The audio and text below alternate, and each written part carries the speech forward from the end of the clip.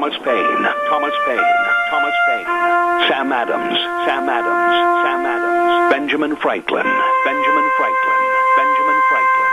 These men spoke up for what they thought was right. From their courage came such documents as the Declaration of Independence and the Constitution of the United States.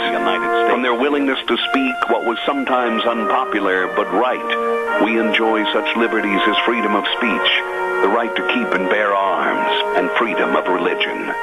There are those who still wish to oppress our freedoms, and there are still patriots willing to stand up and defend life, liberty, and the pursuit of happiness. Men like Zeb Bell, who honor our founding fathers and what they stood for.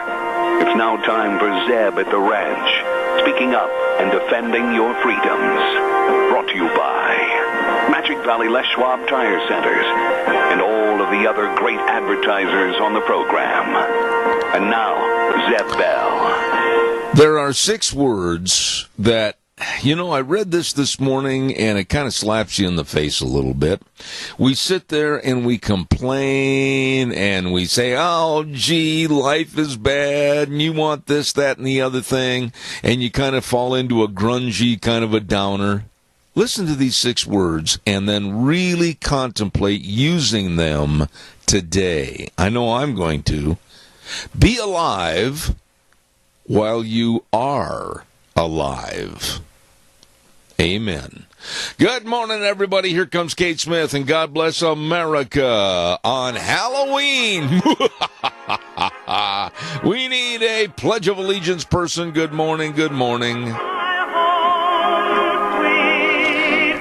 And a good morning to you on Halloween. I'm Zeb Bell, Zeb at the Ranch, and welcome. And, of course, we're going to be here all the way till 11 o'clock this morning with our major sponsor, your Magic Valley Les Schwab Tire Centers, all 7 locations serving you. And they've got a big fall tire sale going on. Don't forget, too, some of our great advertisers like Western Way Services, always at your disposal. Get on the route service. Call them at 734-6969. Right now, let's go to the phone line and have our Pledge of Allegiance. Good morning. Good morning, sir. Well, my friend, whoa, what a costume you've got on. I pledge allegiance to the flag of the United States of America and to the republic for which it stands, one nation, under God, indivisible, with liberty and justice for all. Now, you remember that later on, after a couple of commercials, we're going to start our scary stories. I hope you have one, so you'll call back. It's about Hillary? No, that's not scary. That's weird. Okay, Doug. You like my outfit, though? I'm a patriot today. On the Patriot? Yep. You have an outfit on? I do. Oh. I was kidding a minute ago. I don't have VistaPhone. I really don't. And after I had a friend of mine send me a depiction of what Hillary would look like in a Halloween costume knocking on your door, I don't want VistaPhone. I agree, buddy. Okay. Thanks, Doug. Appreciate it. Hey, we got to run to the weather, and the weather is brought to you by K&R Rental on this Halloween. 256 South, 300 west of Heyburn. Number to call, number to remember, number to call when you need equipment or tools. They've got it all. 678-3122. Hello, Roger and the crew. Roger. And they're open Monday through Friday, 7 a.m. to 5:30 p.m., Saturday, 7 to 2. These are really, really good people that know all about tools and equipment. And go in there and ask them, well, I got this to do. And they'll say, well, we suggest this, that, and the other. They really are helpful, and they know all about equipment. At K&R Rental, 256 South, 300 west of Heyburn. Right now, here's the weather. For Ghoul and Goblin Day, it's going to be a nice one, but it's going to be a little bit on the breezy side. Here is your weather forecast for Zeb at the Ranch. Looks like sunny skies for today. Winds are picking up as we move through the afternoon hours. We are expecting a high of 54. Tonight, clear skies with a low of 36. Tomorrow, mostly sunny, and yes, it is going to be windy. We will be in a wind advisory for tomorrow. Gusts possible of 40-plus. High of 62 tomorrow night, low of 37. For Thursday, we do have a 40% chance of rain showers in the forecast. Still going to be breezy, high of 59 with an overnight low of 41. And that precipitation could be lasting through the weekend. That's your weather for Zeb Ranch. Oh, Peachy, good morning, as my neighbor Rocky always says. Peachy, K&R Rental, bringing you the weather at 256 South 300 west of Heyburn. And like I said, they've got all the rental tools and equipment for both long and short term. And believe me, if you've got questions, they have the answers. At K&R Rental, 678-3122, you give them a call today. By the way, don't forget Burley Livestock Sale Yard sale on Thursday. You better believe it, the sale that works for you. 1100 Occidental Avenue in Burley. The number to call for cattle consignments and sale information, 678-9411. Merv May, Cade Rogge, Lance Udy, all of those folks plus more working for you. 10 a.m. starting time of Burley Livestock Sale Yard sale this Thursday. You be there. You know, let's just kind of lighten things up a little bit this morning. And I want you to call me, and we're going to just have kind of maybe some scary stories for the first hour. And then, of course, I get into the segments later on at 9 o'clock through 11 with all the visiting guests that we have. But what about scary stories for Halloween, today being Halloween? Give me a call. Make them short, make them family acceptable. If not, you'll get cut off and go out into the universe for never having the ability to call again. But call me at 436-2244, 1-866-927-4587. Please do not scare wheels when you call, okay? Hey, don't forget Daryl's Cleaners at 1223 Albion Avenue in Burley. Oh, they can clean anything. I mean, they can clean all your rumply crumplies, go in there with your Wranglers and your shirts and the ladies' dresses. I mean, everything, and have them come back to you brand spanking new. Oh, they do a good job. And Kevin can clean your sleeping bags. You went hunting, huh? Did you? Okay. And you roll that sleeping bag up and you didn't clean it out. Well, don't leave it for next year like that. Get it cleaned at Daryl's Cleaners, 1223 Albion Avenue in Burley. You stop in and see my friends today. They are the best. Tonight, over on the Rupert Square, don't forget the Trunk or Treat. This is really providing a safe and family-friendly environment for all the kids to go up on the square tonight at 6:30, and all the cars are going to be backed in there around the square with candy in the trunks, and the kids are going to go, "Holy moly, we struck the mother lode!" And so it's going to be a lot of fun. And please hold your kids back until 6:30, until all the cars are on the square and set up, and be there tonight. Rupert Square, Trunk or Treat on Halloween. Ramsey Heating and Electric. Hello, Ramsey's. How are you? 2600 Overland Avenue in Burley, 678-0459, the number to call. They're open 7:30 in the morning till 5, Monday through Friday, for all your heating and electrical needs. And they've got all your furnace filters to keep the old furnace running efficiently and keep you warm. You stop in and see them today. They are really, really good people. They've been in business for well over a half a century. These are good folks. Ramsey Heating and Electric, 2600 Overland Avenue in Burley. All right, now it's your turn. I want to have some spooky, scary stories. Don't let me down. Every year we've done this, and you've come through in the pinch and given me some really good stories, and I'd like to hear from you. But I want to urge you, first of all, be careful out there. I know there's a lot of activities, to where the kids can go to the trunk or treats and everything, but there still may be quite a few kids, with their parents, I hope, out trick-or-treating. Drive carefully. Watch out for the kids. They're not going to watch out for you. The costumes are hard to see out of sometimes, and they run into trees or trip over lawnmowers or whatever, and they're trying to collect their candy, and they're not paying a bit of attention to you, so please drive carefully out here this evening. All right, come on, give me a call, 436-2244, 1-866-927-4587 with your scary story. give me one call. Denny's Restaurant, 611 North Overland and Burley, and also 291 Pole Line Road in Twin Falls. Boy, I'm telling you, you're always going to get treated. You're never going to get tricked at Denny's Restaurant. I'll tell you, the food is absolutely phenomenal, and you're going to love the people. So nice, so helpful. Stop in and see them today at 611 North Overland and Burley, America's Diner, Denny's Restaurant. Absolutely, they are great. And whether you want breakfast, lunch, or dinner, anytime, all the time, anytime, at America's Diner, it's there waiting for you at Denny's Restaurant, 611 North Overland and Burley, also the home of Zeb's Lunch Bunch. Come on, get in the spirit of the day and call me with your scary stories. Now, I am going to tell you a story that happened to me. And this is absolutely a true story. And my lovely Aunt Miriam, one of my last relatives back in Wisconsin, can attest to this because it was been told many, many times.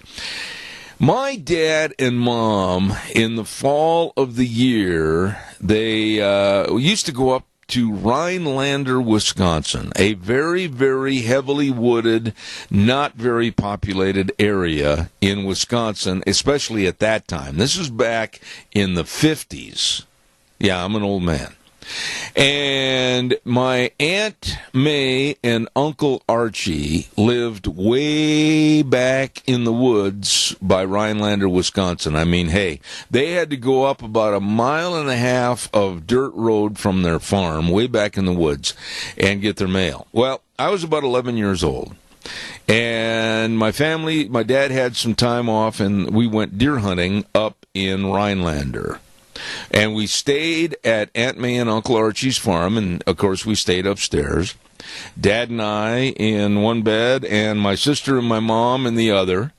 And late at night, on the first night that we were there, we're sleeping away, and all of a sudden, I felt a little tug on the blanket.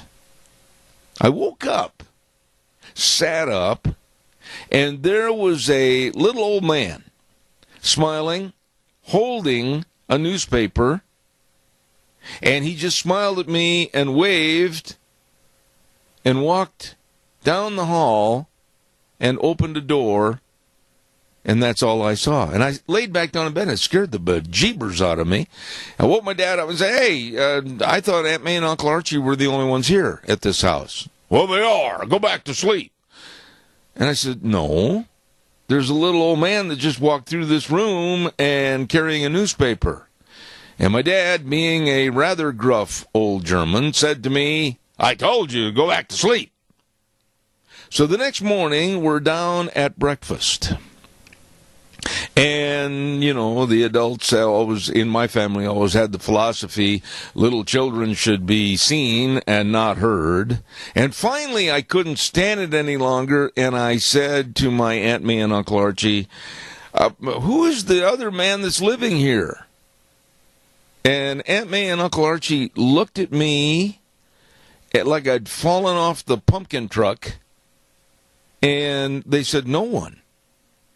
And I said, well, a little old man had gone through the bedroom last night carrying a newspaper and went down the hall and opened the door and closed the door, and that was all I saw. And their faces, I'll never forget, I was 11 years old at the time. And their faces kind of took on a look of, uh-oh.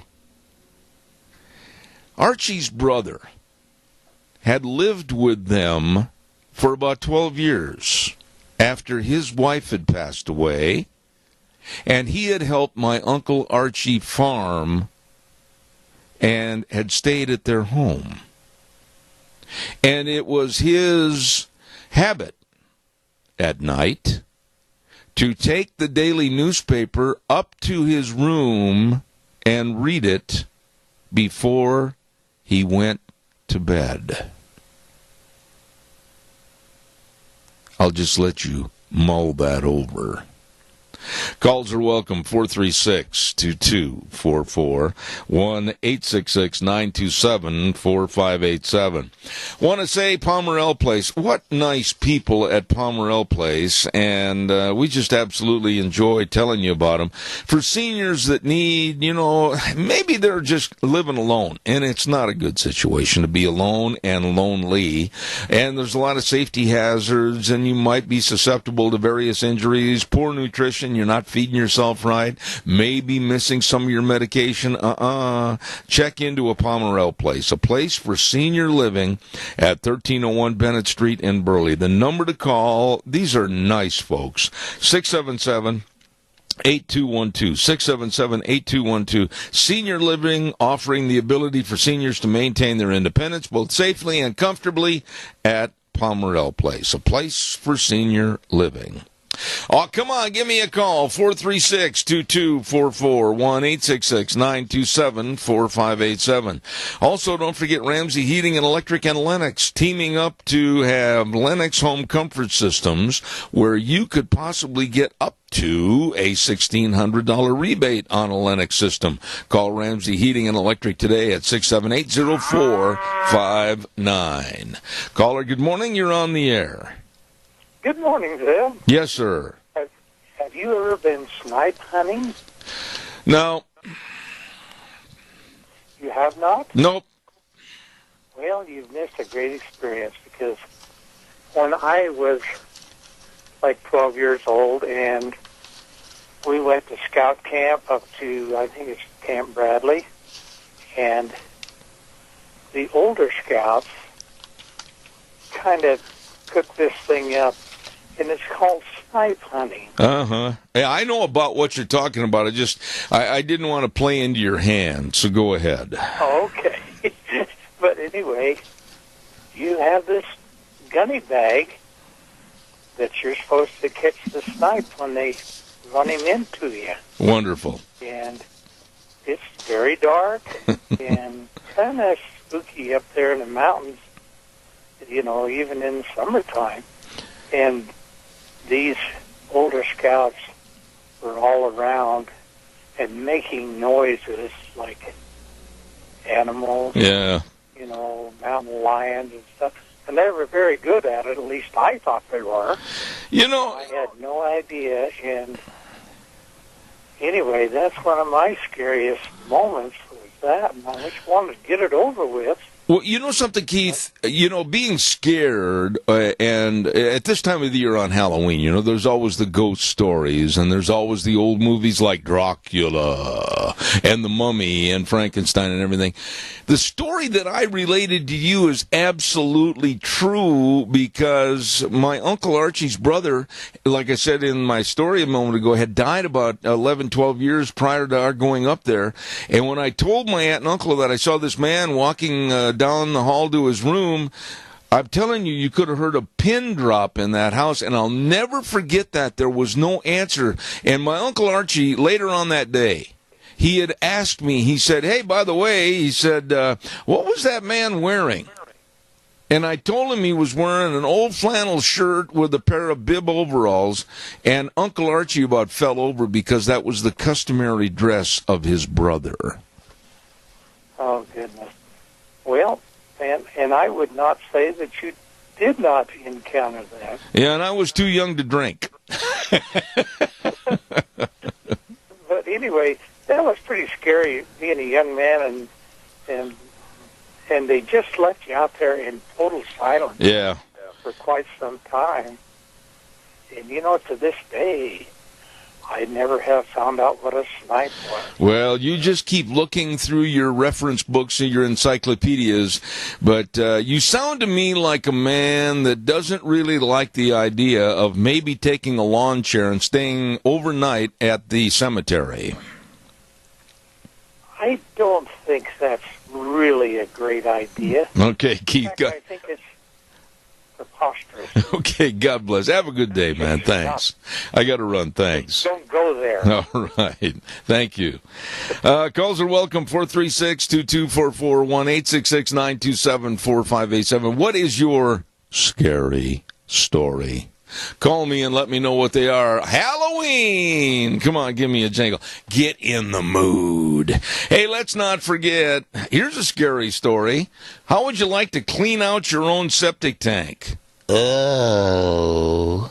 How would you like to clean out your sewer and sink drain lines? Oh. Well, I know some people that do it for a living, and they do absolutely a great job. They do the job that you and I don't want to do.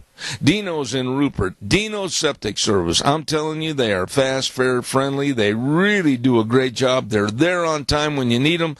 Call them in Rupert at 436-6526 or in Burley, 678-1638. They got that great big old truck that says on the side, smells cargo on the way. Dino's Septic Service in Rupert. They are the best at doing a job that we don't want to do. Hey, we got some political spots to run, and then I want to have you get on the phone and give me a call about your scary stories. Come on, folks, don't let me down today. I want to remind everybody, John Anderson running for Burley City Council for a 4-year term, and his first concern is water rights for the city. And water really is a main issue, and John knows all about it. He's a former Burley mayor for 8 years, and he's absolutely concerned about the city, the growth of the city, the infrastructure, about the citizens paying and being charged a fair rate. He really is concerned about you. John Anderson would appreciate your vote on November 7th for the City Council of Burley. Don't forget, John Anderson for City Council in Burley, paid for by John Anderson. And there's a gentleman that's running for mayor of Burley, Steve Orman. Good morning, Steve.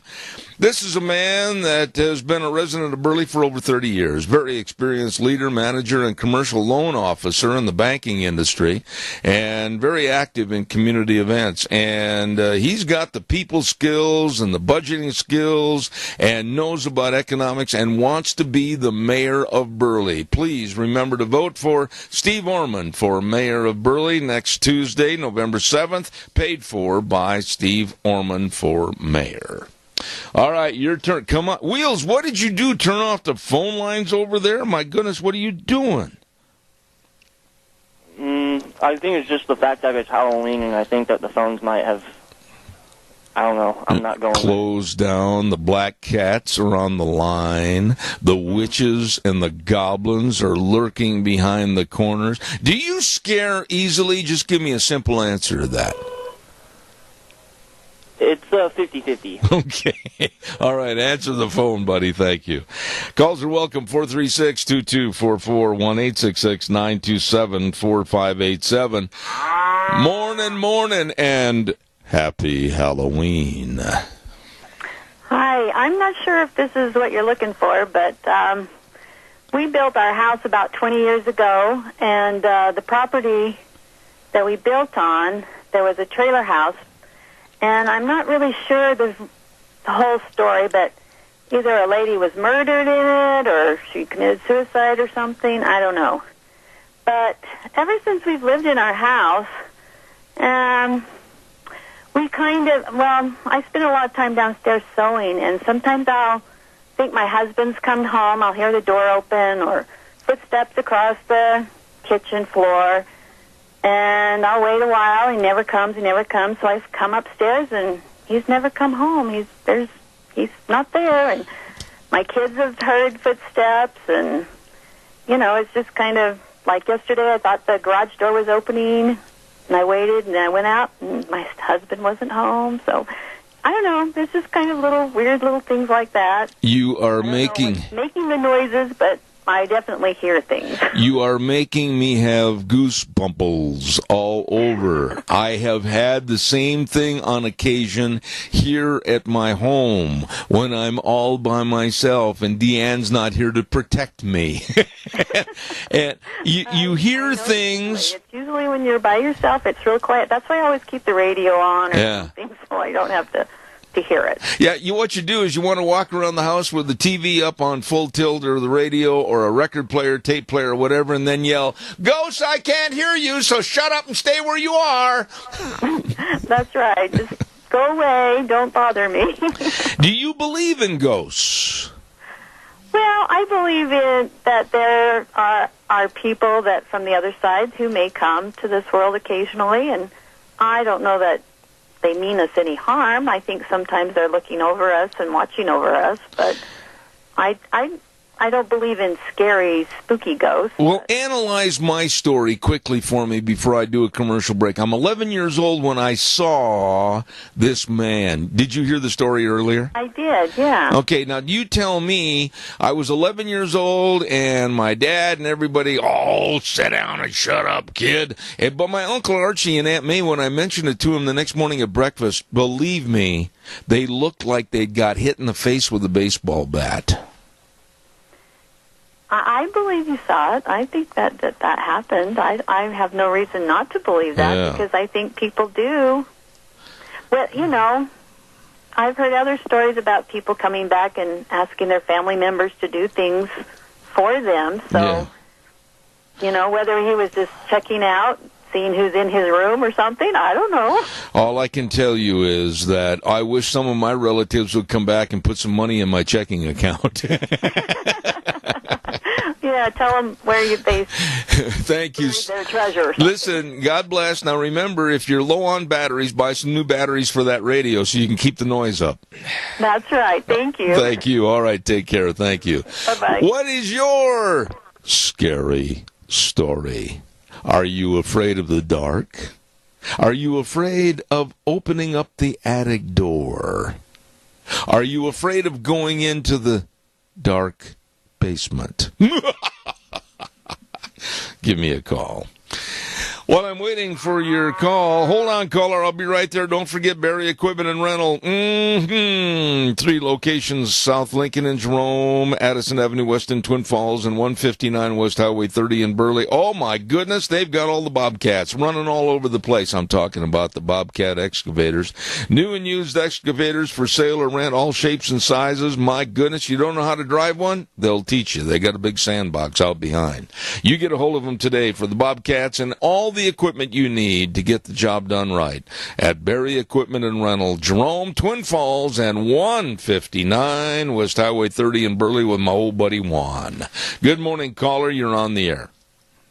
Good morning, Zeb. Yes. I'm a lot older than you are. So, you know, years and years ago, everywhere we went, we had to walk. Well, we were invited to our neighbors for a Halloween party, and half a mile away from where we lived. And it was a nice party and everything, and, you know, we stayed a little late, and it was dark when it come time to go home.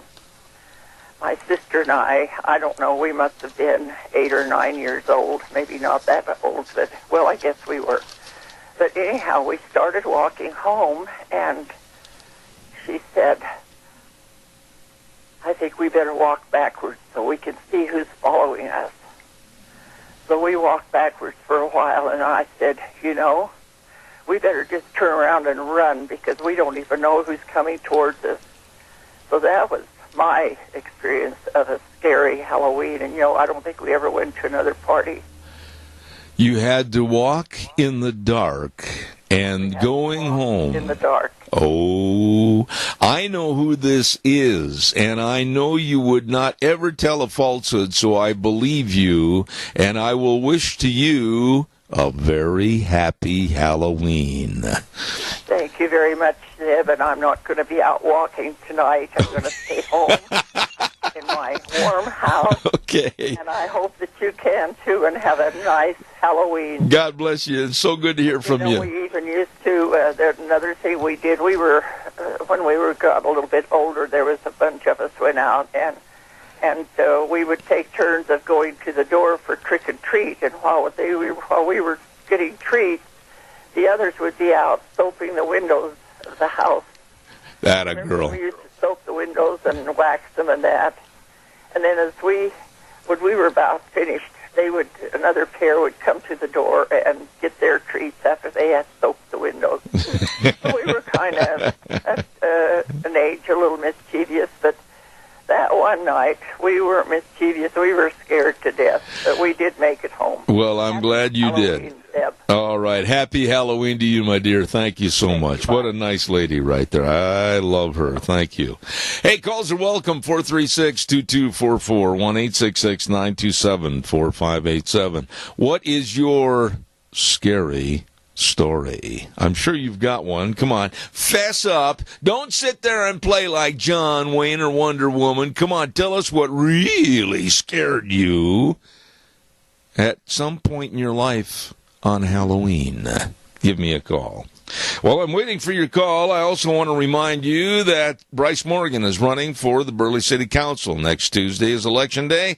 This man brings a knowledge of finances and accountability to this position, and he really sees a great future in managing the growth that's coming into Burley. He wants to be on the Burley City Council. Bryce Morgan graduated from Burley High School, has a master's degree in business administration and bachelor's degree in accounting. He wants to serve you. Remember, Bryce Morgan for Burley City Council next Tuesday on Election Day, paid for by Bryce Morgan.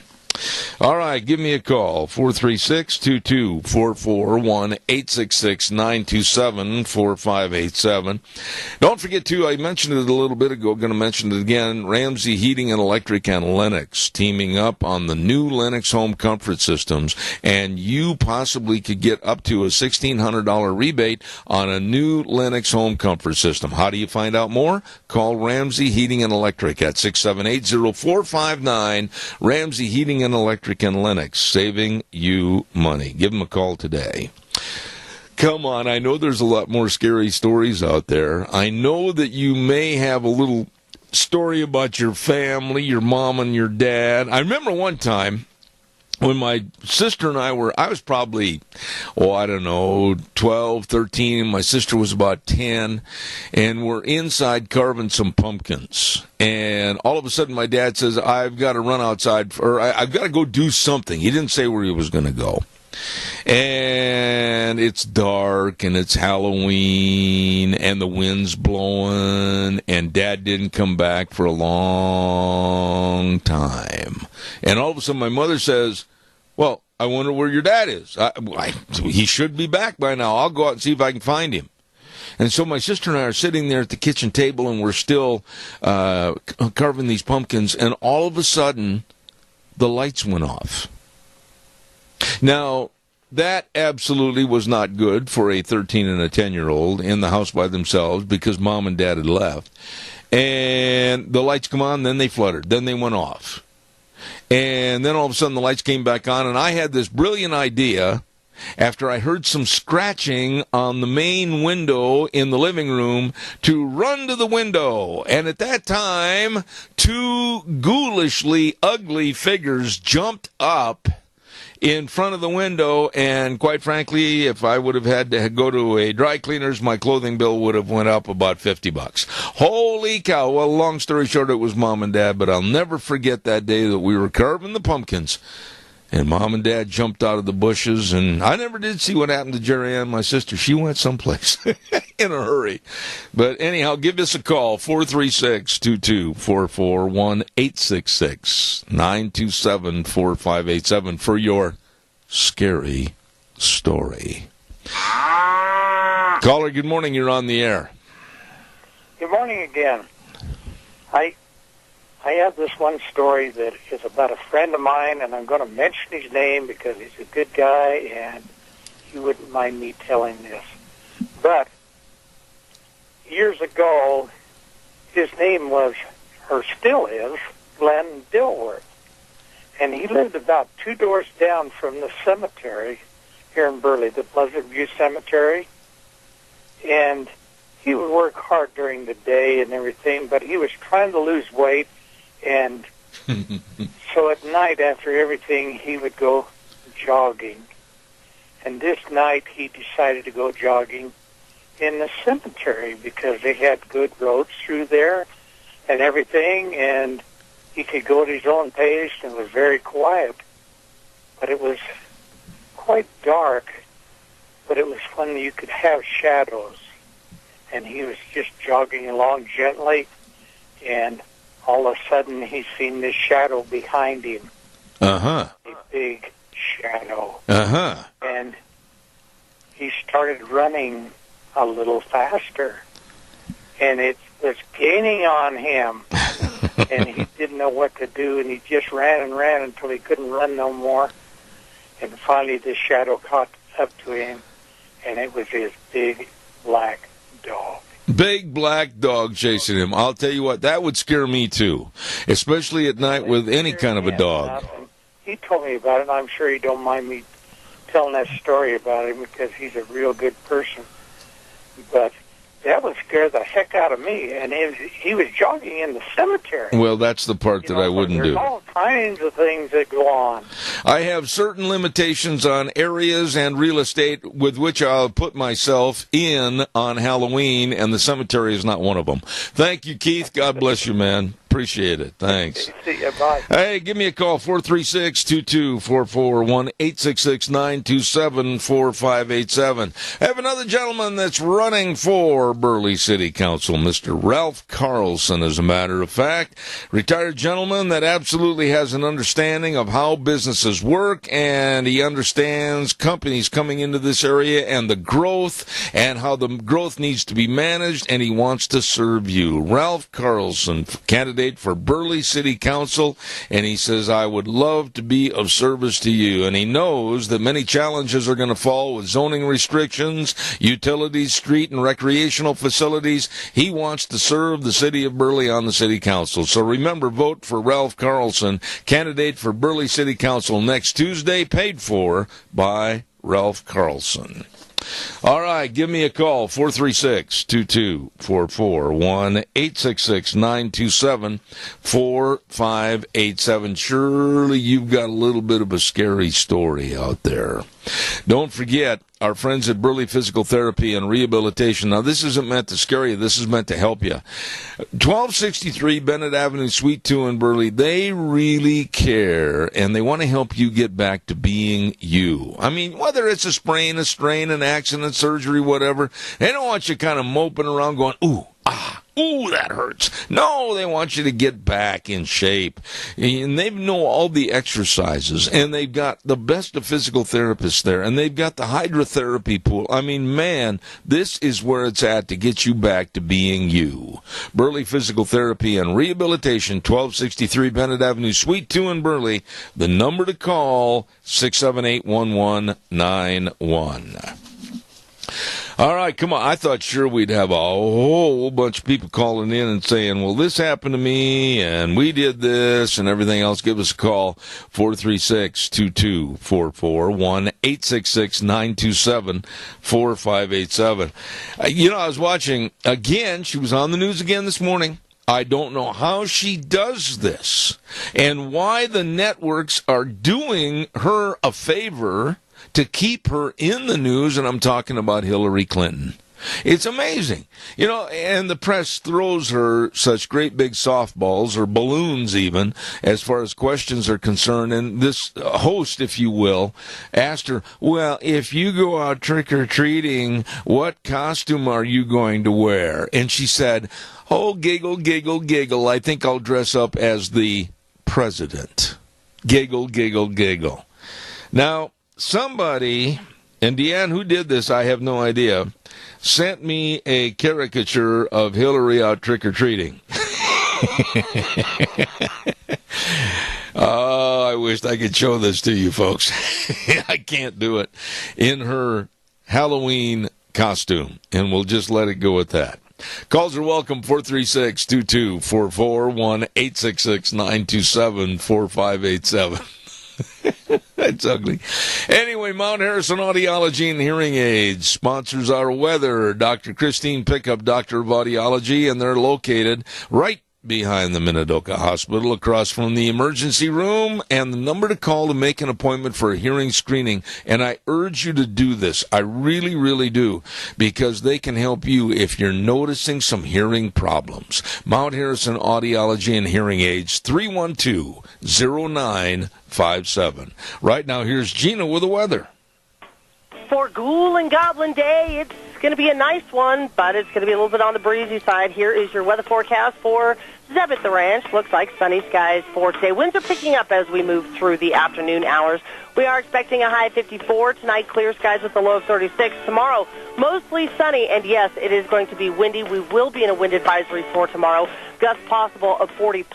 High of 62 tomorrow night, low of 37. For Thursday, we do have a 40% chance of rain showers in the forecast. Still going to be breezy, high of 59 with an overnight low of 41.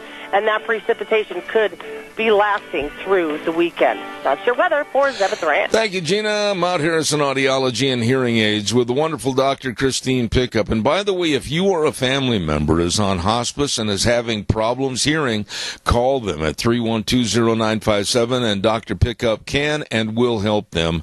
You will get the use of hearing aids at no cost. Check it out, 312-0957, Mount Harrison Audiology and Hearing Aids.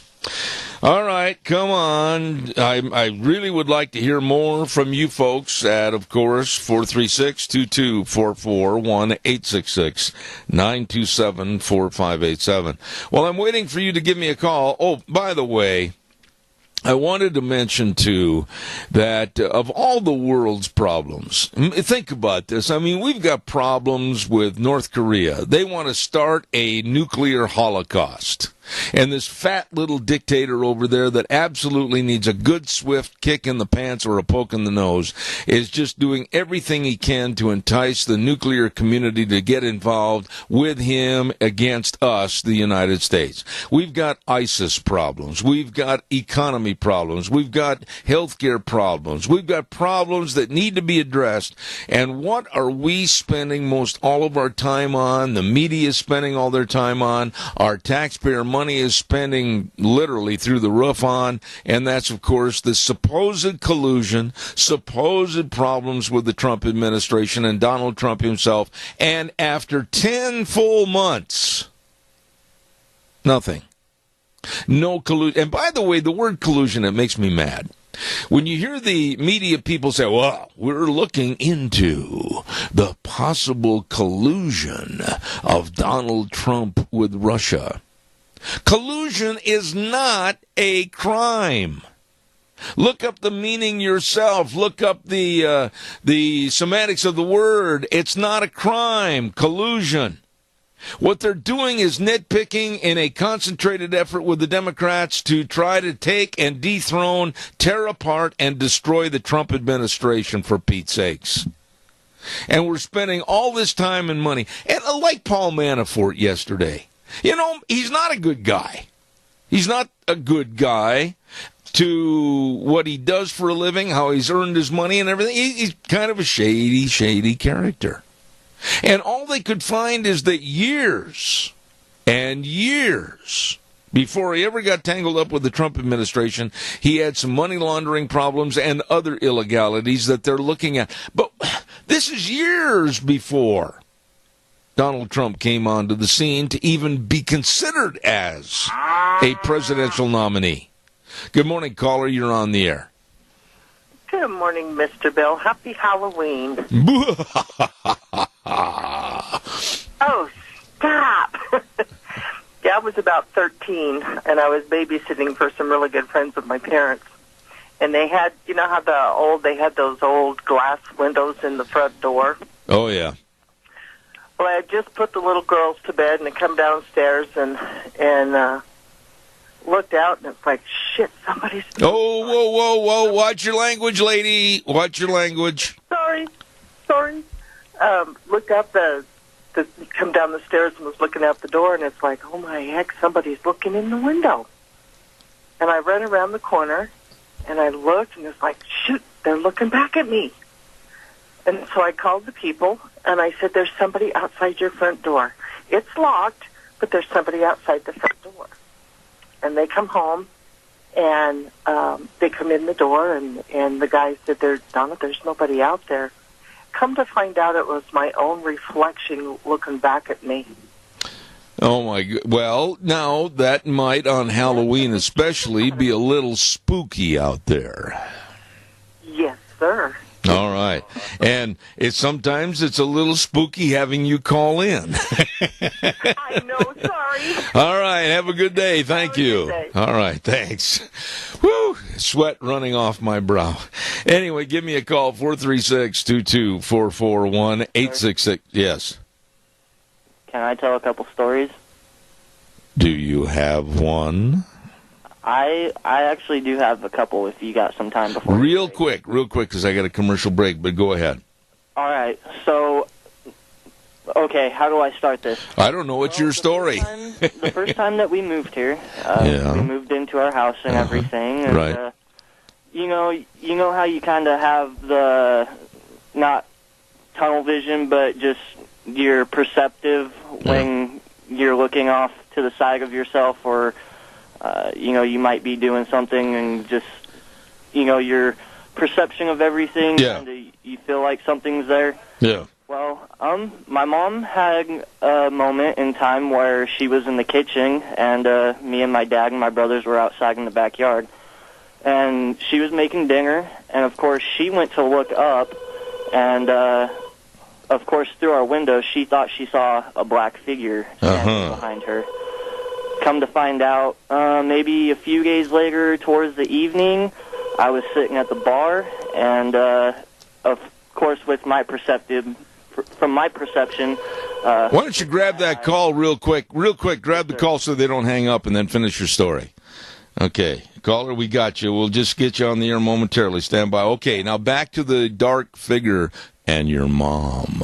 Okay, and so my mom had asked me if she had seen anything or anything out of the blue that was not ordinary, and I told her, of course not. Well, like I said, I was sitting at the bar, and I thought somebody was standing right next to me, and of course I went to look on my left, and just right around the corner, I thought I had seen a black figure myself just standing there up against the wall. And before I knew it, unfortunately, it ran back to my bedroom, and I never seen it again. But I did have one night where when I went to bed, the clap on, clap off, I turn off the lights.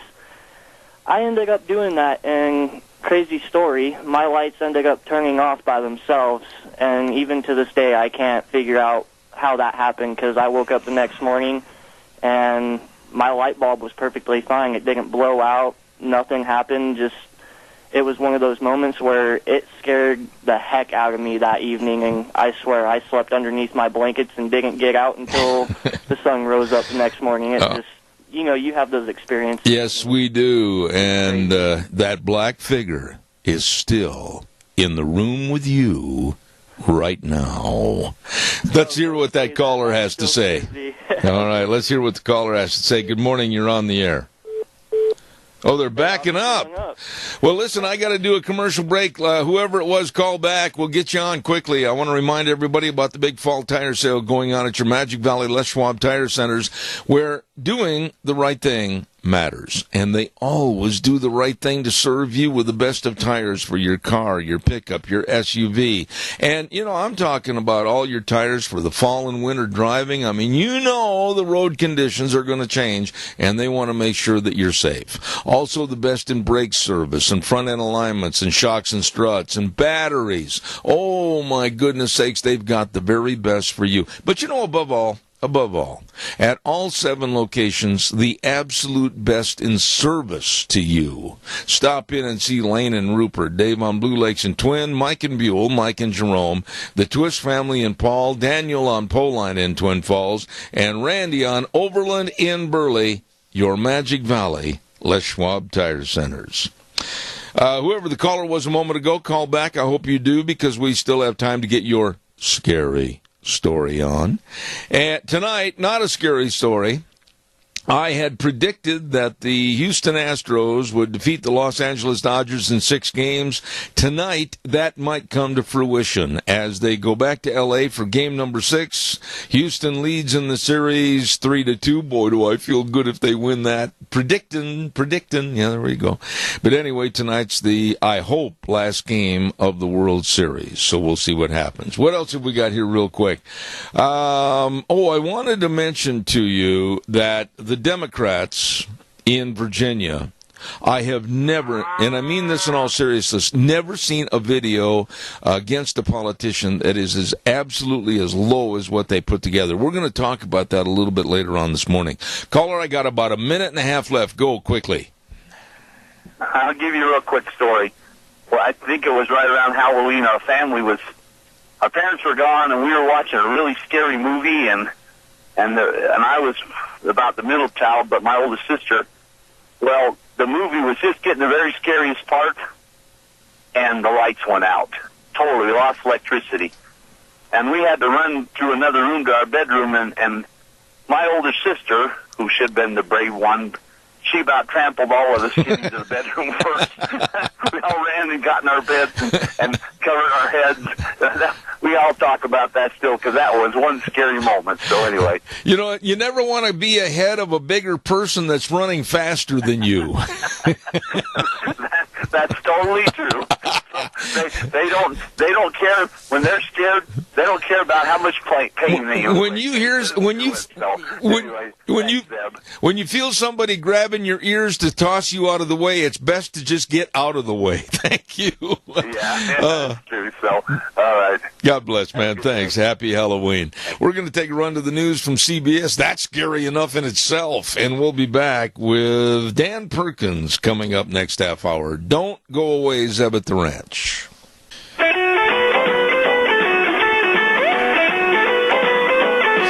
And welcome back on this Halloween 2017. Be careful out there and watch out for all the little trick-or-treaters in their costumes tonight.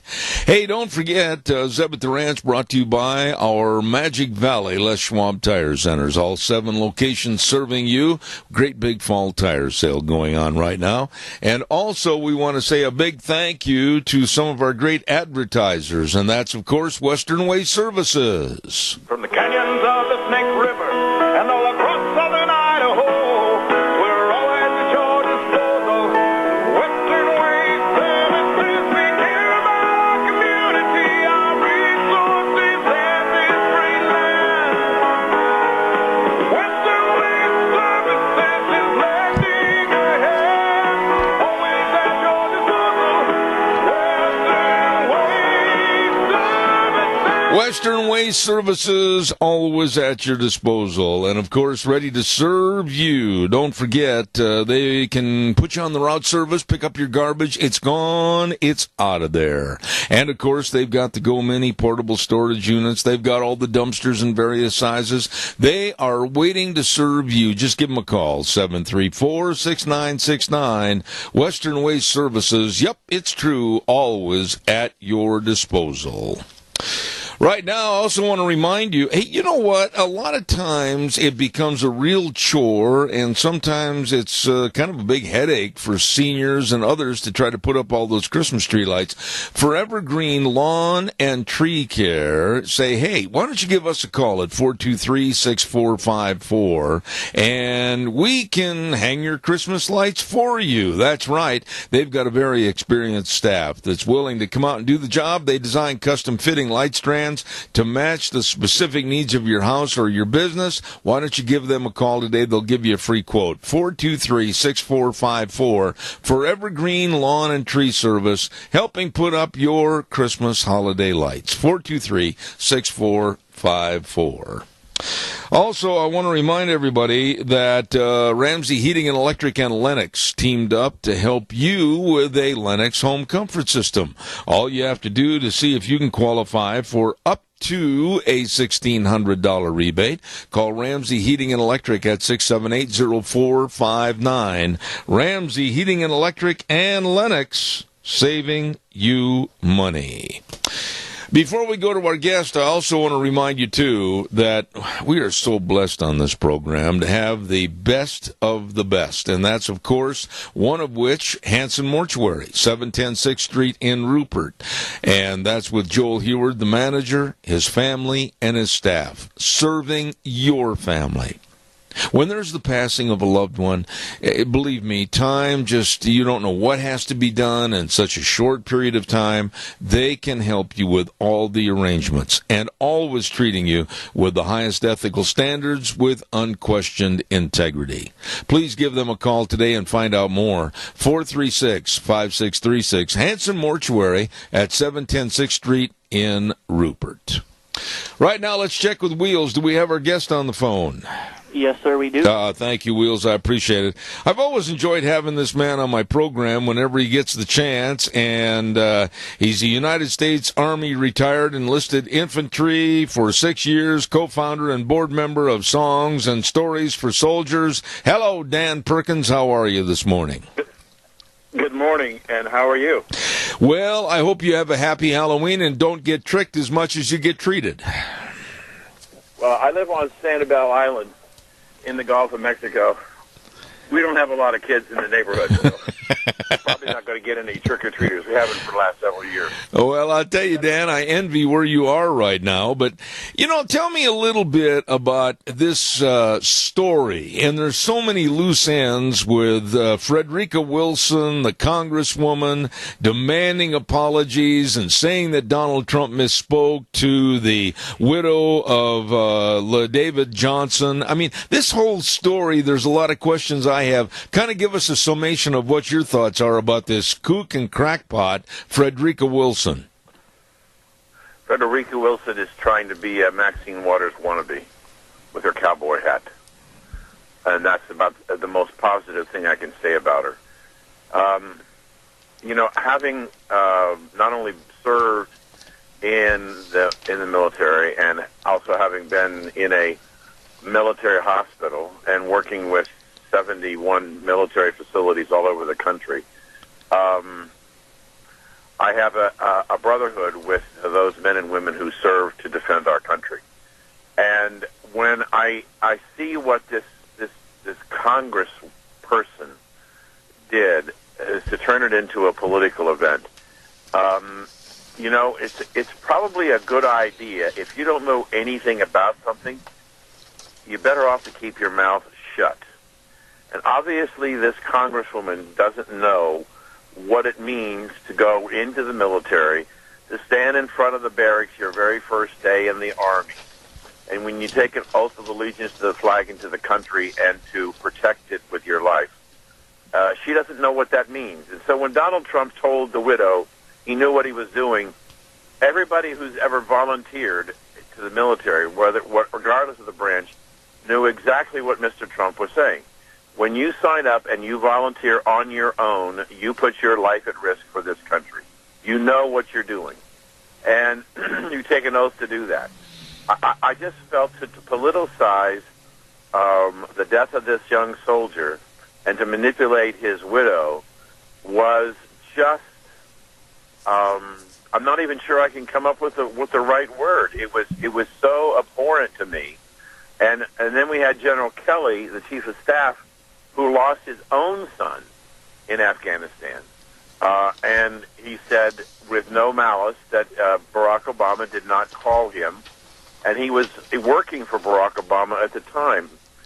So that the idea that this woman is taking the death of this soldier and the compassion and the caring that the President of the United States has about men and women who risk their lives, she was so far out of line. It just seemed to me to be not only inappropriate, disrespectful of the dead, and I just think that she's a terrible person.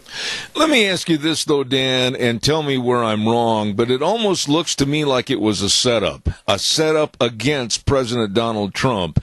This woman, Frederica Wilson, the congresswoman, in the car with the widow, Mrs. Johnson, and they're on their way to the airport to meet the body, if you will, at Miami International Airport.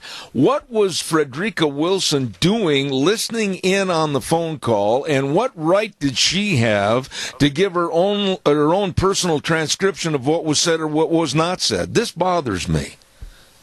Well, it should bother all of us. The idea that that that this congresswoman injected herself into the grease, and I may sneeze. Hold on. Sorry, I didn't want to sneeze in your ear. It's all right. So she had no right, and understand that this woman was pregnant. She was a young woman in her early 20s, going through the loss of her husband, her lover, and her friend.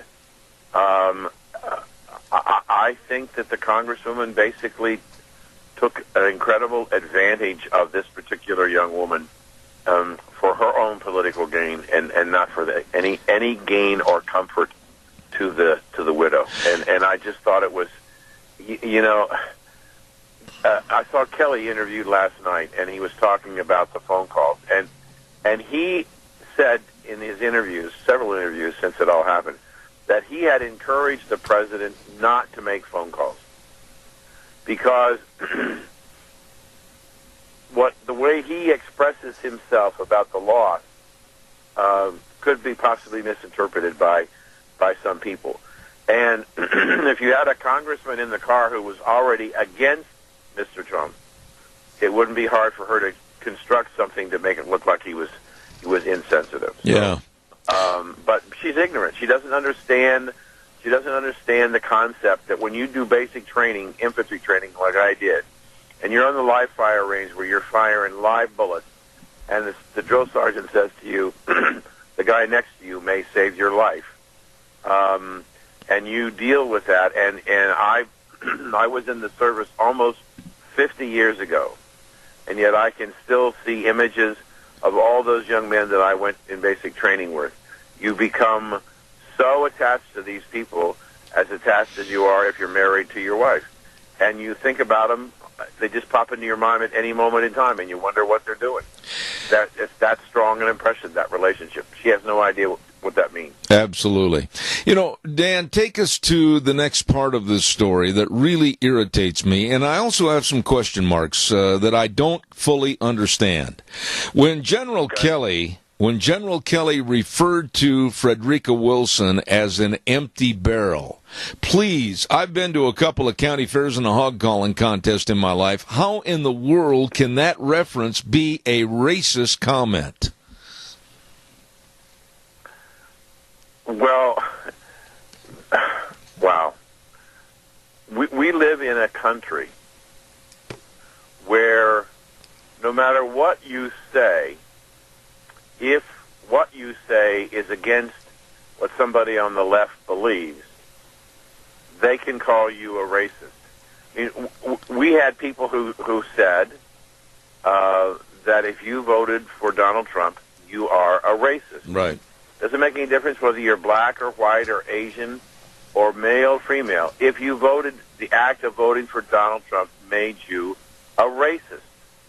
We have a society that has gotten to the point that everything that somebody disagrees with another person says has to be categorized and qualified as racist. That's the only message that the Democrats and the left have. Anybody who disagrees with what they have to say is immediately called a racist or a homophobe or xenophobe or whatever. And they can't they don't seem to be able to understand that in this country, people are entitled to their opinions, even if they disagree with you, and they shouldn't be chastised and branded as racist because they disagree with what you say. What about a chastisement against this woman, Frederica Wilson? What about the voters in her area? What about her constituents? What about her possible reelection? I mean, I would really like to see the door slam shut on this woman because she always wanted to play the race card and denigrate this presidency. Right. Well, the answer to that's a great question, because the answer to your question is it depends upon the makeup of her district, and I would suspect that it must be predominantly black or minority. However, there's a real interesting thing happening that's not getting a lot of play. At the last unemployment report that we had at the beginning of October, did you happen to hear anybody mention that the unemployment rate for black adults was the lowest that it's been in 17 years? Mm-hmm. Absolutely. Yes, you're right. This economy, now running at north of 3% GDP, and I think getting to grow even more, as it puts people back to work, both minorities and white people, things are going to change. And so I think that the greatest possibility for this woman to be defeated is a recovering economy. Because if her constituents go back to work and get a job, a guy told me a couple of days ago, real interesting thing. With all the hurricanes and storms that we've had, when you don't have a job, you have to go in and you have to file for unemployment. And in Texas and in Florida, and soon to come to Puerto Rico, FEMA is hiring laborers. I live in Southwest Florida. I still see the piles and piles and piles of debris, and I see the FEMA trucks. They're hiring anybody they can find as a common laborer to come in and help clean up. All the jobs are being created to restore and rebuild Florida, storm damage. Mm-hmm. And so people are getting good-paying jobs just picking up the trash as a result and the debris from the storm. And so people who go into unemployment, do you have a job? Are you looking for a job? Yes. Well, here's a job for you. Go to FEMA. They're hiring everybody they can. And so as those people go to work for FEMA and they work long hours and they get overtime, they're going to make much more money than they were making on unemployment, and they're going to spend more. And when they spend, and they're not dependent upon the government, but they're dependent upon the hours they work and the job they have, that changes their mentality and the way they think about the government and about the country. And that would be the biggest opportunity to turn her away at the polls with a robust economy where many of her constituents are getting jobs. Dan, I'd be amiss if I didn't ask you your opinion on one other story, and I've been very close to the story because this young man is from Idaho. He is a traitor. He is absolutely the epitome of what you don't want from a U.S. soldier, and I'm referring to Bo Bergdahl. I would like your opinion on this story, and then also your opinion on the sentencing that's going to occur later on this week. Well,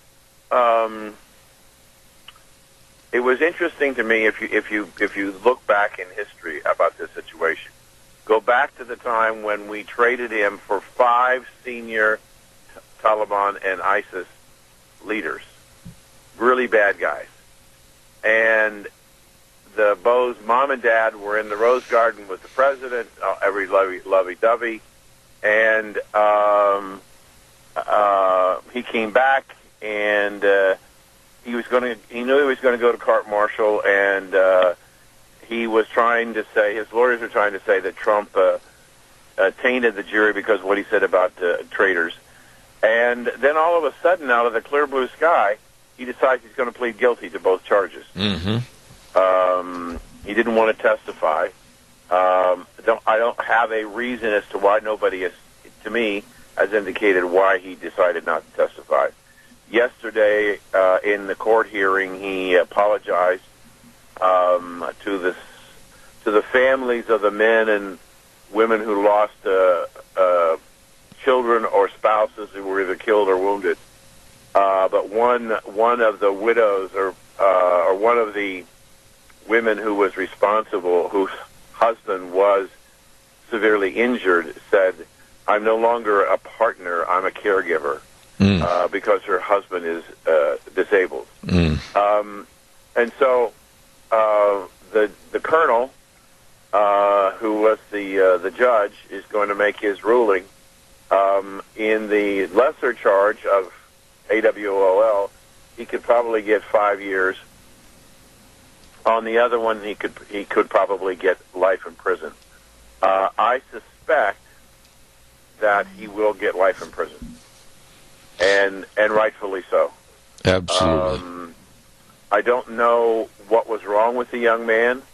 When you have a voluntary army, which we have, you have to do some element of screening. But something happened to this young man. I don't know what it was, when he decided he was going to walk away and abandon his brothers, and then went over to the side of the enemy. So it's a squirrely story, but he clearly admitted that he left his position and he went over to the enemy. So the court-martial rules say he should get 5 years for one and life in prison for the other. And my guess, he'll get life imprisonment. Whether or not it'll be life imprisonment with a potential for parole, don't know. I wouldn't be surprised if it was life imprisonment with a potential for parole. Right. But we have to make an example because when I said to you earlier in the show, when I was in basic training on the live fire range, and my drill sergeant was telling us, the guy next to you may be the one that will save your life. If he gets off with no prison time at all, it sends a terrible message to the men and women who have volunteered and the veterans that I work with about the value of their contribution in supporting their country. Absolutely. Dan, real quick, I've only got a minute left, but I want you to give me a real short thumbnail answer on this in regards to the potentiality of Russian collusion, the Trump administration, Donald Trump, 10 months, they still can't find anything, but we, the taxpayers, are footing the bill for a huge multi-million-dollar investigation that's not going anywhere. Right. In fact, I wrote a commentary on that issue, and I think that Mueller should turn his attention to the uranium deal with Hillary and the obvious pay-for-play of Hillary and Bill in that deal. I mean, he got $500,000 to do a presentation to the bank that was brokering the uranium deal. And after the deal was done, the Clinton Foundation got $143 million from the principals in the uranium deal to the Clinton Foundation. That, to me, smacks of pay-for-play. And I did this commentary, which just came out last weekend. Title is, When a Promise is Broken, Was It Really a Promise? Look at what happened after she lost the election. Within months, the Clinton Foundation shut down. They laid off 22 people. The contributions have dried up. If these people were truly committed to their promises to pay, then they would have continued to pay. But if it was a pay for play and she didn't get elected, it's not a surprise that they stopped honoring their commitments. Absolutely. Dan Perkins, one of my favorite guests on this program, veteran and veteran charity founder. I appreciate everything you do, and thank you for coming on the program. God's blessings, and we'll have you back in the future. Thank you. Thank you. Take care, sir. All right, sir. Thank you very much. Very straightforward individual, and I like having him on the program. Dan Perkins, thank you for being on the show. We got to pay some bills, and I want to remind everybody about Ark Animal Hospital. You know what? Your pets and your livestock, whatever you've got, maybe you got a great big herd of milk cows, or you got horses, or you got just a little bitty kitty cat. Well, you want to take care of them. You want to make sure they stay healthy. Well, that's where Ark Animal Hospital comes in at 750 21st Street near Connection Credit Union in Heyburn. The number to call, 678-1177. That number again, 678-1177. It's a mixed animal practice, meaning big or small. They love them all. They can take care of them all. With Dr. Bill and the whole crew over there at Ark Animal Hospital, where they do have warm hearts for cold noses, 678-1177. Really good people. By the way, we got some more political people we want to talk about. The big election's going to be this next Tuesday. And John Anderson running for Burley City Council, and he wants your vote on November 7th. Don't forget, John is a man that's been the mayor of Burley for 8 years. He knows the ins and outs and the growth of the city, and he wants to be there to help. There's a lot of things changing in this area, and John's concerned about the city. He's worried about the water situation. He's worried about infrastructure. structure and about how much citizens are being charged so they always stay at a very fair and equitable rate, he would appreciate your vote on November 7th, and that is for the city council seat. John Anderson for Burley City Council, paid for by John Anderson. Okay, oh my goodness sakes, and I got to tell you somebody else that's got a great big sale going on right now. Oh my heavens, Jeff Bronson is back over at Lee's Furniture, Floors and More. Did you know that? Yep, he heads up the whole crew over there. And they have got a very experienced, very knowledgeable, and educated staff to help you with the big harvest sale that's going on right now. Listen to this, 40% off the retail price. 40% off on furniture, mattresses, dining room sets, recliners. I mean, go in there and check it out and save money at Lee's Furniture, Floors, and More. No down. No interest, up to 15 months on approved credit. What are you waiting for? All your window coverings, 40% off. My goodness, check with Jeff and the whole crew at Lee's Furniture, Floors, and More. 459 Overland in Burley. And we're mighty doggone glad to have them back on Zeb at the Ranch. Lee's Furniture, Floors, and More. We're going to have our next guest on the program momentarily, and that's going to be Richard Manning, so stand by. But before we do, I also want to remind you about our friends over at Cameron and Siemens Insurance, Highway 24 in Rupert. Life insurance, health insurance, retirement planning, employee benefits, all of this and more, including the best of service to you. That's right. All you need to do is call and make an appointment today and go over all your insurance needs for you, your family, your business. They're waiting to serve you. 436-4424. That number again, 436-4424. Cameron and Siemens Insurance, Highway 24 in Rupert. And also, I want to quickly just say a big, big shout out to our friends at Let's Ride. Woo! Where the fun is sold. You better believe it. And they're located at 270 Highway 24 between Rupert and the World. They're open Monday through Friday 9 to 6, Saturdays 9 to 4.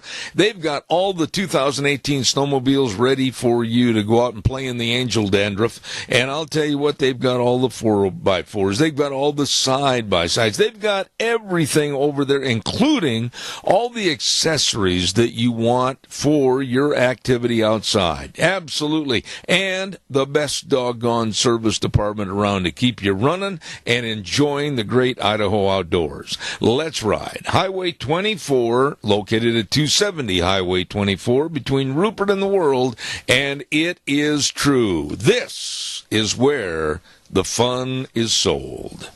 Right now, let's go to the phone line, and we have our next guest. He is the president of Americans for Limited Government.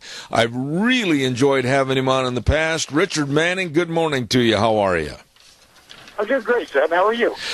I'm going to be very honest with you, Richard. I am sick up to the gills of all that's going on in Washington right now. We've got major problems, whether it's North Korea, whether it's ISIS, whether it's the economy, whether it's the budget, whether it's health care, and we are letting our politicians and this stupid Mueller investigation, I'm going to be very blunt, take up all the time and the resources over a witch hunt against the president and his administration. Do you think I'm wrong? Well, I don't think the president's very focused on the Mueller investigation. He continues to do a lot of amazing things, and you think about some of the challenges that he faces. So he continues to deal with North Korea, continues to deal with the problems of the nation. Congress is continuing to do whatever they're doing, although they're doing tax reform now, and hopefully they'll come up with a bill. They're announcing that later today. So I don't, while it's dominating the news cycle because there's a certain amount of sex appeal to it, I don't think it's actually dominating what's happening in Washington, D.C. It's just dominating what people are talking about that's happening in Washington, D.C. Okay, I'll take your point. Now, let's talk a little bit about the other side of the nickel that the news media doesn't want to turn over and look at, and that's Hillary Clinton, the Clinton Foundation, Uranium One, etc. I personally know a lot of people involved in this story, and they have told me off the record various things that I think are going to lead to a great big investigation and maybe many indictments of the Uranium One case. I'd like you to elaborate on it a little bit. Well, what we know is that there is a whistleblower who has boxes and boxes of audio tape, as well as memos and emails related to this. For your listeners, just kind of a recap, there's a company called Uranium One, which was sold by agreement of the U.S. government, including Hillary Clinton and Eric Holder, to a Russian company against the objections of many. And they were sold to them and transferred 20% of the uranium reserves in the United States to a Russian-controlled entity. That subsequently, that when the sale occurred, that entity was under investigation for bribing of public officials, and that investigation didn't end up coming to fruition and culmination until 2014 when the sale went through in 2011. Bob Mueller was involved in that, and the FBI. The Hillary Clinton obviously was involved in it. The Clinton Foundation received $145 million. That's $1 million from officials with this company, the Russian company. And so you have a pretty direct tie to the Clinton family regarding this. Plus, Bill Clinton collected a $500,000 check for giving one speech to this corporation that did buy the Uranium One. So we have Clinton tied up in it. We have Mueller tied up in it. We have the guy who prosecuted Uranium One, and with it being delayed for 4 years on the prosecution, was Rob Rosenstein, who is a deputy attorney general who appointed Mueller to be the special counsel. And the Uranium One case is the swamp personified, because everybody knows everybody, and they all are still involved in the game. And now they're looking at Trump and supposed misdeeds with Russia, including with Russia, when in fact they had the goods on Hillary for doing the thing 3, 4, 5 years ago, and they refused to actually do anything about it. Dan, or pardon me, not Dan. I apologize. My last guest, last half hour, first name Dan. Richard, pardon me, but let me ask you a very simple question. Maybe I'm a little naive, but why? Why would the American public stand for, and why would our politicians acknowledge and say yes to the sale of uranium, which is one of the prime requisites of creating nuclear activity? Why would we want to aid and abet somebody by selling off our assets of uranium from our country? Beats the heck out of me. It was one of Putin's number one objectives was to create a massive uranium capacity for Russia, and we helped him do it. And I don't, for the life of me, know why anybody would have allowed that to occur. Ostensibly, the uranium reserves were controlled by a Canadian company, and the Canadian company is what got sold to Russia.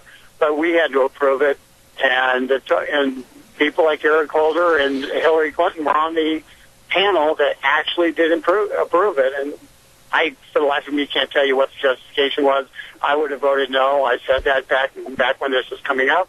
But, it just, Obama controlled everything, and giving away our uranium was one of the things he wanted to do. Let me ask you this question then, and I don't mean to pursue this or try to beat a horse up into the harness, but what about the politicians? What about the congressmen and the senators? What about those people that were involved? How can I, as a taxpayer, how can I find out their vote so that I can literally call them and ask them onto this program and chastise them for giving away our assets to an enemy? How do I find out all this information as to who and why voted yes on this? Well, the sale was approved under a law which Congress passed many, many years ago, which is designed to prevent this exact thing from happening. But it is an administration, an executive branch function to approve or disapprove the sale. And so in this particular instance, there isn't a member of Congress who voted for this, but they did hold hearings. They did try to provide some accountability. And what they need to do now that we know that there's going to be that there's undercover work that was done that shows the kind of the seamy underside of what happened, they need to really pursue this aggressively. And because President Trump, if we provide the justification, President Trump can move to claw back that deal and try to undo some of the damage that was done. And Zeb, one of the things that people don't know, and I was told this, and I'm going to make an assumption, in fact, I saw somebody say it on TV as well, that the Nuclear Regulatory Commission can't account for that all of that uranium. And it is, I've heard it said twice now, that some of that uranium may have ended up in Iran. And I've heard the same thing from some of my sources, but Richard, some people on television, the Democrats, have said, oh no, all the uranium's still sitting here. And then there is honest history that shows that some of it was shipped through Canada to go to whomever. I mean, the American public, I think right now, is absolutely like a mushroom, that we're kept in the dark and we don't know one doggone thing because we're being lied to. Well, I think, yes, the American public is being lied to, and it is right now, I'll give you a simple example around Uranium One. Special Counsel Robert Mueller was involved in Uranium One. He was involved in the investigation. He was well aware of the investigation. He had to give a report in order to be able to have the sale of the Uranium One go through. And he knew that the Russian parent company was under investigation for bribery. So he's now the special counsel looking at Russian involvement in the election, ostensibly. And so he's got this giant scandal that he is well aware of, but he's part of it. And so he's certainly not going to go turning over that rock. And the FBI has created an environment where the person who knew the details was specifically prohibited under law from providing them. And Jeff Sessions just last week opened the door for that individual to be able to talk to Congress about it. That person's still anonymous. That person is obviously being very careful with who knows where he is and where he isn't. But he's going to be talking to Congress, and I expect in the next 2 to 3 weeks we're going to end up finding a lot more about Uranium One.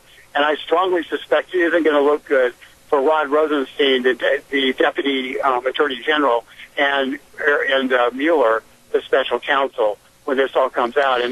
And what's more, it's really not going to look good for Hillary. But let's face it, half the country voted for Hillary, even though they knew that she'd given away the secrets of the state through her server. So I don't know if more than half the country is going to care about this. But I think we have to care about it because our nuclear capacity was given away, and it was given away. People want to use it against us. It's really just insane. Well, yeah, and we don't know right now this minute with Richard Manning talking to Zeb Bell. We have no clue and no foundation as to arguing against the fact that maybe the uranium that was shipped through Canada, it might have already gone to somebody like North Korea. We don't know, do we? We don't know, and the Nuclear Regulatory Commission says they don't know, more importantly, and since it's their job to know, it's reasonable to assume that we have trouble. We have effectively we may have exported uranium that's going to be turned into the nuclear weapon that North Korea ends up sending over our west coast. So, it's really it's one of those situations that you almost want to just scream. The Democrats, the left, is having their Scream of the Sky Day to commemorate Election Day of 1 year from the Election Day. Well, this makes me want to scream at the sky because we knew this is the most predictable problem in the history of the world, and that everybody who we trusted to make certain it didn't happen turned a blind eye and allowed 20% of our uranium to be shipped over to the Russians. Oh, my goodness. To be Russian-controlled. I don't know what they were thinking, but they certainly weren't thinking about the best interest of the United States. Absolutely not. You know, I want to ask you quickly about another story because I think there's so many loose ends in this story, and I think with your expertise you can kind of put them all together. This absolutely salacious Trump dossier that funded by whomever, by the Democrats or by Clinton or the Clinton Foundation, whatever, to absolutely destroy the persona of Donald Trump. Can you bring us up to speed as to what's going on with this fake news story? Sure. The dossier was essentially the baseline for the special counsel to be appointed. It was one of the key reasons the special counsel was appointed. It turns out that it was, in fact, paid for by the Clinton campaign and the Democratic National Committee. They're saying it was opposition research. I've got a guy who works for me who's been the head of opposition research for 4 presidential campaigns, and he calls it raw sewage. Actually, a guy from Idaho, Don Todd. Great guy, and he's really smart. And he's just offended that they call it opposition research. But so where we stand with this is we have this dossier. It appears to be a product of Russian disinformation directed at through the Clinton campaign, through Fusion GPS, which is the group that creates it, and then delivered to the American public.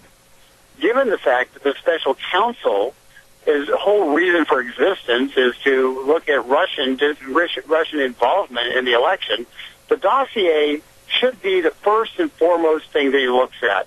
Yet, he's busy looking at Paul Manafort's travel records and his tax forms for the last 15 years, thinking that somehow Paul Manafort, legally or illegally lobbying for the government of the Ukraine, is involved with Russia. You know, Zeb, I don't know about you, but I seem to recall that the Ukraine became an independent country from Russia. Absolutely. Back in 1989. Yes. Or so. Yes. And so this concept that we're now pushing them back into Russia is a little bit strange, but that's what's happening. We've got special counsel refuses to look at the dossier, and the dossier is a steaming pile of corruption sitting right in front of him. You know what bothers me more than anything else, Richard, is our society today. Our kids, whether they're in elementary school, high school, or college, what are they seeing? They're seeing a very corrupt government. They're seeing very corrupt people. They're seeing animosity like never before, and they're seeing a creation, I think, more today of a more diversity and divisive society with the races, and I don't think there's a broom and a dustpan big enough to clean up Washington, D.C. Well, no, I think we're going to need what we're going to need to have are industrial grade snowblowers with manned by about 1,000 people coming through to blow away all the debris. You know, that ultimately what you can do is this: if you don't like what's happening in Washington D.C., change out your reps, whether they're Republican or Democrat. If they're a Republican and you're for limited government, vote against them in a primary. Cause them trouble. Make them be your representative as opposed to the swamp's representative. If somebody's been here 20 years, chances are they've kind of forgotten where they came from, and a good primary every once in a while is really, really good for the moral fiber of those who have to survive them. Makes them focus on what people want back home and changes the perspective.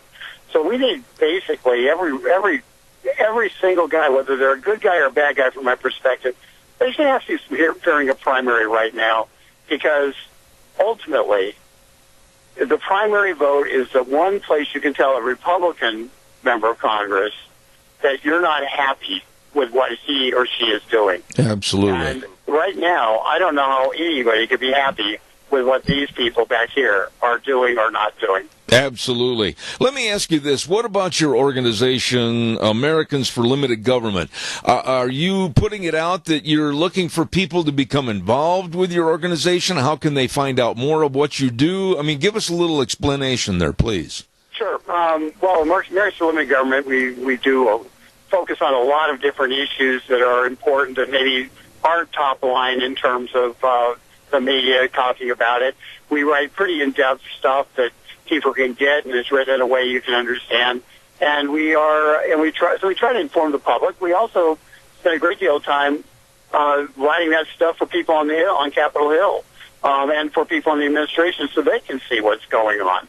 And so we spend a lot of our time doing a wide variety of issues. We spent a lot of time kind of dissecting this Mueller issue and Uranium One. And so, people can get on board and go to getliberty.org, subscribe to our newsletter. It's free. And every day they'll get something in their inbox that's hopefully informative, sometimes funny, sometimes it'll make you want to cry, and sometimes it'll make you want to scream at the sky. So it's all those, but you know what? If you feel like you want to scream, you feel like you're upset, that's actually good. You should be upset. You should be upset. It's when we don't care anymore is when our country is truly in danger. So as long as people are upset about what's going on, we can fix it. The minute they say, there's nothing I can do, I don't care, and they walk away, that's when we've lost our country. Amen. Amen. Richard Manning, President of Americans for Limited Government, one of my absolute favorite guests on the program. Thank you, sir. God bless. Have a wonderful day. God bless you, Zeb. Have a great day. Thank you, sir. He's spot on. I mean, he really understands what's going on with the Uranium One problem, understands what's going on with the so-called dossier against Trump. Like I said a moment ago, there is not a broom in a dustpan big enough. And I would like to honestly sit in a room and have all of the congressmen, all the senators there together, and just look at them and say, why are you not doing the job that your constituents voted for you to do as a service to them and the country? They're not. We've got a big problem back there, huge problem. I just really enjoy having him on the program. I also know that I'm running a little bit late here, and I've got to get a weather forecast on quickly.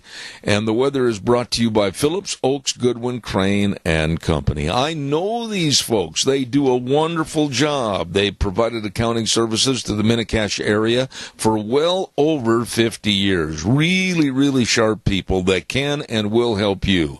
Tax return preparation, tax planning, financial statement preparation, retirement planning. And it's about the end of this year. You better get your 1099s and your W-2s out. And don't forget all the tax planning necessary before the end of this year. From Phillips, Oaks, Goodwin, Crane, and Company, with offices in Burley and Rupert. Right now, here's Gina with the weather. For Ghoul and Goblin Day, it's going to be a nice one, but it's going to be a little bit on the breezy side. Here is your weather forecast for Zeb at the Ranch. Looks like sunny skies for today. Winds are picking up as we move through the afternoon hours. We are expecting a high of 54. Tonight, clear skies with a low of 36. Tomorrow, mostly sunny, and yes, it is going to be windy. We will be in a wind advisory for tomorrow. Gusts possible of 40-plus. High of 62 tomorrow night, low of 37. For Thursday, we do have a 40% chance of rain showers in the forecast. Still going to be breezy, high of 59 with an overnight low of 41. And that precipitation could be lasting through the weekend. That's your weather for Zeb at the Ranch. Thank you, Gina. And, of course, brought to you by some really good people. Phillips, Oaks, Goodwin, Crane, and Company. And they'd like to say thank you to everybody out there for the business in the past year and look forward to serving you again in 2018. Phillips, Oaks, Goodwin, Crane, and Company. CPAs with offices in Burley and Rupert. I've got time for a couple of phone calls. Give me a jingle, 436-2244, 1-866-927-4587. Love to have you on the program, so give me a jingle, please. A couple of things that I need to get on quickly while I'm waiting for your phone call. Two things that are going to happen this Saturday, November 4th. First of all, the Combat Veterans Motorcycle Association, Idaho Chapter 13.5, is going to have Veterans Helping Veterans. It's going to be the 6th annual dinner and raffle. It's going to be at the River Christian Fellowship Church at 4002 North, 3300 East Falls Avenue in Twin Falls. And for any more information, call 670-1728. That's coming up on this Saturday, starting at 5 p.m. with a dinner. Then also the Hopwood Family Benefit. Dinner and auction is going to take place this Saturday at the Kimberly Middle School Commons, and it's going to be a tri-tip beef dinner at 6, live auction at 7.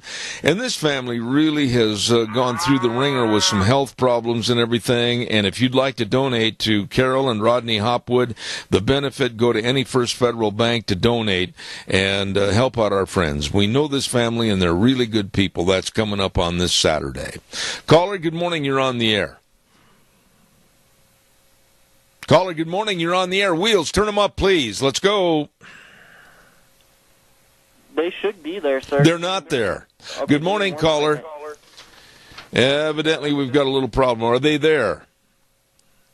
All right, well, if they're not there, they can call back. And please, while I'm waiting for your call, quickly, don't forget to call Autumn Haven Assisted Living Center at 924 Christian Way in Rupert. The number, 436-3200. They are the only assisted living facility in Rupert, and they are able to provide more one-on-one care. Be sure and give them a call at 436-3200. Personalized help for each one of their residents. They really want you to come by, take a tour of the place, and you will find out more about Autumn Haven Assisted Living Center, 924 Christian Way in Rupert. That number again, 436-3200. They're small compared to some, but with a bigger heart than most. Do you have them back on the line? No, sir. They haven't. All right. Thank you very much. Halloween, and I want to just say be careful out there. There are going to be a lot of trunk or treats, one in particular over at the Rupert Square tonight, and that's going to start at 6:30 and go till about 9:30, and it's going to provide a safe and family-friendly environment for all the children in the area. And don't go up to the square until 6:30. That's when it starts, okay? Caller, now you are on the air. Go, please. Well, good morning, sir. I just wanted to say thank you so very much. It's so refreshing to hear your voice. I used to drive up in Idaho all the time, and then I had to start going down south. But today I'm back in your area, and I was so excited to hear your voice on the radio, and you had two great guests. Sure is refreshing, sir. Well, thank you. That's very kind of you. And where do you call home? I call home Salt Lake City, Utah. All right. Well, listen, say hello to everybody down in Salt Lake, and every time you go through, you give us a jingle. We'd love to hear from you. I sure would, sir. Hey, thank you so much. All right, sir. God bless. Thank you very much. That's nice, having people travel through the area and say howdy. We appreciate it. Halloween, and in just a few minutes, one of the scariest individuals I know, walking through the door with his Halloween costume on, Dr. History, will be here in the next half hour. Then at 10:30, we have a young lady that absolutely is really, really sharp, writing articles for The Stream, and she's going to be talking about new free speech policies at universities, in particular, my old alma mater, University of Wisconsin. So we're going to have Liberty McCarter on at 10:30. But right now, we're going to get all set to go to the news from CBS. Wheels is going to take us over there, and then following the news, of course, Dr. History, one of our favorite segments on Zebeth Ranch. Don't you go away, and happy Halloween.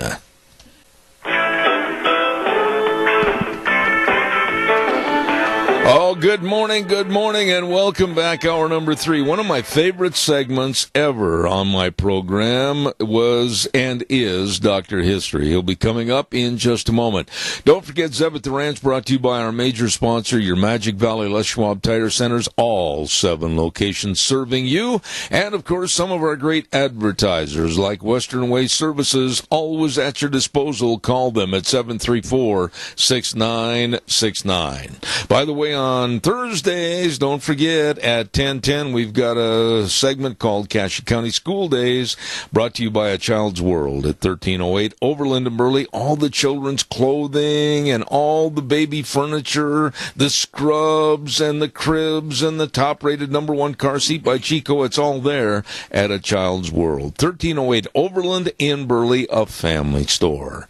And don't forget, too, Ambulatory Surgery Center for your outpatient surgeries. like life-saving colonoscopies, carpal tunnel hand surgery, much more. Serving you, Ambulatory Surgery Center at 1344 Highland Avenue, Suite E in Burley. The number to call, 677-8888. Ambulatory Surgery Center in a Child's World, bringing you School Days in Cassia County, Thursday at 10:10. Hey, by the way, you want to feel good inside when the weather gets cold outside? We'll check out a Lennox home comfort system with our friends Ramsey Heating and Electric at 2600 Overland Avenue in Burley. The number to call, 678-0459. Ramsey Heating and Electric and Lennox, saving you money. Well, it is time to say, oh my goodness, he scares me with that costume on. It's time to say good morning to one of my favorites, Dr. History. Good morning, Zeb. You like my costume, I see. Oh my goodness. I'm dressed just like you. Where did you find that mask? Same place you got yours. How are you? I'm doing great. Great. Beautiful day out there today. It is in the neighborhood, and every week you surprise me with some of the things you find historically. What are we going to talk about today? Okay, I'm going to show you a picture here, and you can guess what it is. Choo-choo train. There's a train. Yeah. Right behind it is the wood box. Yeah, but wait a minute. And right behind that is the express car. It kind of looks like it got blown to smithereens. No. See that right there? Oh, I see. That's a safe being thrown out. Being thrown out? Why are they throwing it out? Oh, I'll tell you that. Oh, okay. So, we're going to talk about America's first train robberies. Okay. All right. Is it like Butch Cassidy and the Sundance Kid where they used too much dynamite? Not on this one. Oh, okay. Okay. All right. So, America's first train robbery established a pattern kind of for all the train robberies that were to follow over the years. And strangely enough, the same train was robbed for the second time in exactly the same place and in the same manner by a different gang, but they had copied the crime from the first gang. In the same place? Same place, same method, everything. So the train was robbed twice in the same place. It was the Jefferson, Madison, and Indianapolis Railroad's train, and the scene of the robbery was Seymour, Indiana. Oh, my. Heard of that? I know quite a few spots in Indiana, but I don't know that one. Must be small. But anyway, the first sign of trouble on that night, on March 22nd, 1866, came when two masked men climbed down from the wood tender, which is right behind the engine, and ordered the engineer to stop the train. Well, looking down the barrel of a Navy pistol was something new for this engineer, and so he decided he would comply. Amazing that he would concur. Yeah. So two more masked robbers were waiting at that spot where the train stopped, and they climbed aboard the Adams Express Company's car and overpowered the messenger, the guy inside. Yeah. Quickly, they took from a small safe about $16,000 in cash. A second and larger safe was locked, and they wheeled it over to the side door and threw it out. Oh, that's the picture right That's there. the picture. Okay. And then a voice says, all right, go ahead, and to the conductor, and he stepped down from the passenger car, and the conductor got back on the train and gave the signal to move ahead, and he was confused by whatever had happened and did not learn for some time that his train had been robbed. He didn't realize that they'd taken the safe. Real sharp guy. Yeah. So anyway, the big safe the robbers pushed out the side door of the express car contained $35,000. But they couldn't get to it. It was found the next day by the detectives and in some bushes by the tracks, and its combination had been battered. I have a question. By a sledgehammer. Why would you rob a train without having the knowledge, let's say, of, hey, there's a safe on board with $35,000, let's get it off the train, but you don't know how to open the safe? Well, they got the first safe open, and they got it. But this other one, they didn't get open, so they threw it out, figuring they could get through to it. I see. Well, anyway, they got scared away, and by men drawn to the scene soon after the alarm was given, no one had the slightest idea who the train robbers were until a man named Gordon Kinney turned up. He said he had seen two of the Reno brothers riding in that vicinity earlier in the evening. Now, keep in mind this guy named Gordon Kinney, because he's going to come into play here in a minute. But there were 5 brothers, the Reno brothers, and they're throughout this story here, the Reno brothers. Okay. John was the oldest, and the others were Frank, William, Simeon, and Clinton. Okay. Now, John had... Never trust anybody with the name of Clinton. Or Reno. He had served in the Union Army during the war between the states and was regarded as a good guy, a good citizen. And local officers hesitated to question the brothers, feeling that perhaps this guy named Kinney had made a mistake in his identification. I see. Well, a few nights after the train robbery, this Kinney was called to his door and shot dead. Whoa. He was the witness. No longer. Mr. Kinney's gone. He's gone. DOA. Yes. So John and Simeon Reno, with a man named Frank Sparks, had visited a saloon in the area and spent a whole bunch of money. As a result, the three were arrested on suspicion and locked up in Lawrenceburg, Indiana. They denied they had robbed the train, but did not explain satisfactorily where they had obtained the money they had spent so freely. Now, that's a common thing those guys did. They'd rob, smart. and then they'd go in and just spend all this money. Yeah. So they were removed to the Brownstown jail, from which John obtained his release on a $15,000 bail. So where did he get that? Yeah. Well, the evidence against Sparks and the Renos was not too substantial and was further obscured by a second robbery of the same train in the same manner at the same place. It happened a little later. Well, soon after the second robbery occurred, the sheriff received a tip from an undisclosed source that it had been completed or committed by a guy named Hammond and Colleran. Okay, so this is a couple of shady characters, Hammond and Colleran, and they'd been suspected of other crimes, but for various reasons had never been arrested. Now, this time they were taken into custody, were questioned, and were found in possession of a much more amount of money than most law-abiding citizens would be carrying around with them. So, you know, they'd never accuse me of being a bank robber. Me neither. Just check my pockets. Well, they confessed to the second robbery, but they named the Reno brothers as having committed the first one. Oh, boy. So Hammond had long been, this is where it gets a little tricky. Hammond had been a longtime admirer of John Reno, the oldest brother's girlfriend. Uh-oh.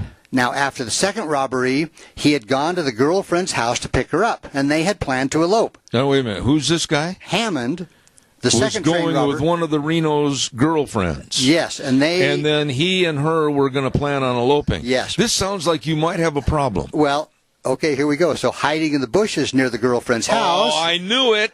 John and Frank Reno. Yeah, there you go. They rushed out. They beat Hammond almost to death. They took his money and later saw to it that the sheriff was tipped off about the second robbery. Uh-oh. No honor among thieves. Choose your friend. Yeah. But, so how did Hammond know that the first robbery had been committed by the Reno brothers? His girlfriend had told him. He said, but when the girl was questioned, she denied this. She's a troublemaker. Yeah.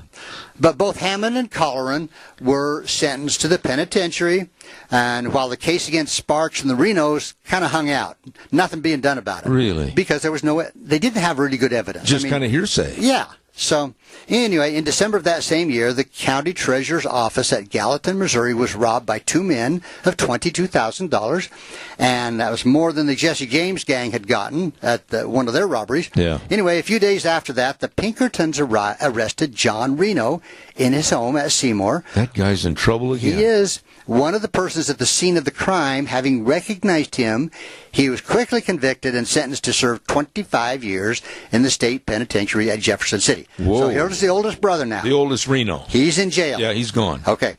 Now, but if anyone thought the arrest and conviction of John would end crime in Indiana, they were mistaken, because another train was robbed at a place called Marshfield. Here we go. Now, just as the engineer stepped down from the cab at night to make his usual inspection of the engine, he was struck over the head and crumpled to the ground. Now, unaware of the drama unfolding, the fireman dropped down on the other side of the engine to direct the woodyard workers in their refueling job. They were putting more wood onto the train. Yeah.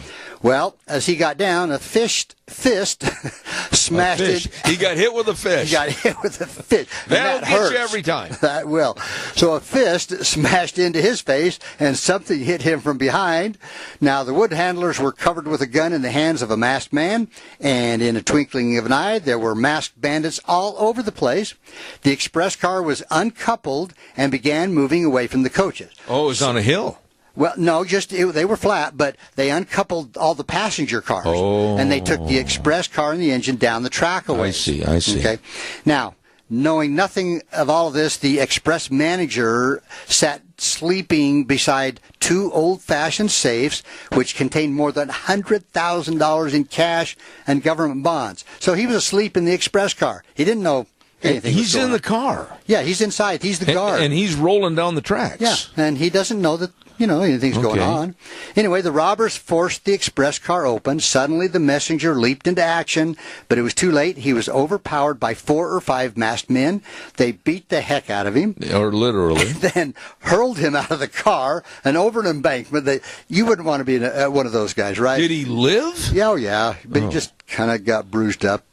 Kind of. Yeah. Anyway, they got back into the locomotive, which moved slowly down the track about a mile north of Seymour. The gang abandoned the engine and disappeared into the darkness. Now remember, $100,000 in cash in these two safes. Now, the authorities suspected the Reno gang, but capturing the criminals was another matter. Some of the stolen bonds turned up in New York, and the trail led from there to Canada. Wow. Okay, now you got the Pinkerton guys after these guys. These are bad dudes. The Pinkertons. Oh. Yeah. Anyway, they discovered Frank, Simeon, and William Reno in Ontario, Canada. Really? They'd hit across the border. Now, they were all living pretty high on the hog, as they usually did, spending money like water. The Pinkertons couldn't touch them. Train robbery was a new offense at that time and wasn't covered by the extradition treaty between the United States and Canada. So the Pinkertons could not do So they anything. could sit right down at the same table with them, and they couldn't arrest them. Yeah. So William and Simeon Reno actually kind of slipped up. They crossed back into the border into Indiana. Dumb. But Frank Reno stayed in Canada for a while. Now, fearing that another train robbery was coming up, the detectives alerted crews. They concealed armed guards in the express cars, and the attempt was made at Brownstown, some 10 miles southwest of Seymour. As in the Marshville job, the bandits boarded the engine. They ordered the engineer and fireman out of the cab. Then they uncoupled the express car, just like the other ones, from the coaches and proceeded to a point several miles away. So the passenger cars are a couple of miles down the track. These guys are a couple of miles ahead. May I ask a question? Sure. How did they know that there was money on these respective trains? I can only assume that they just figure an express car is going to be handling money. And I don't think they would know how much. Taking a shot in the dark, and they might not get anything but paper. Yeah, that's right. So anyway, as they kept going, the bandits boarded the engine. Like I say, they ordered the engineer and fireman out.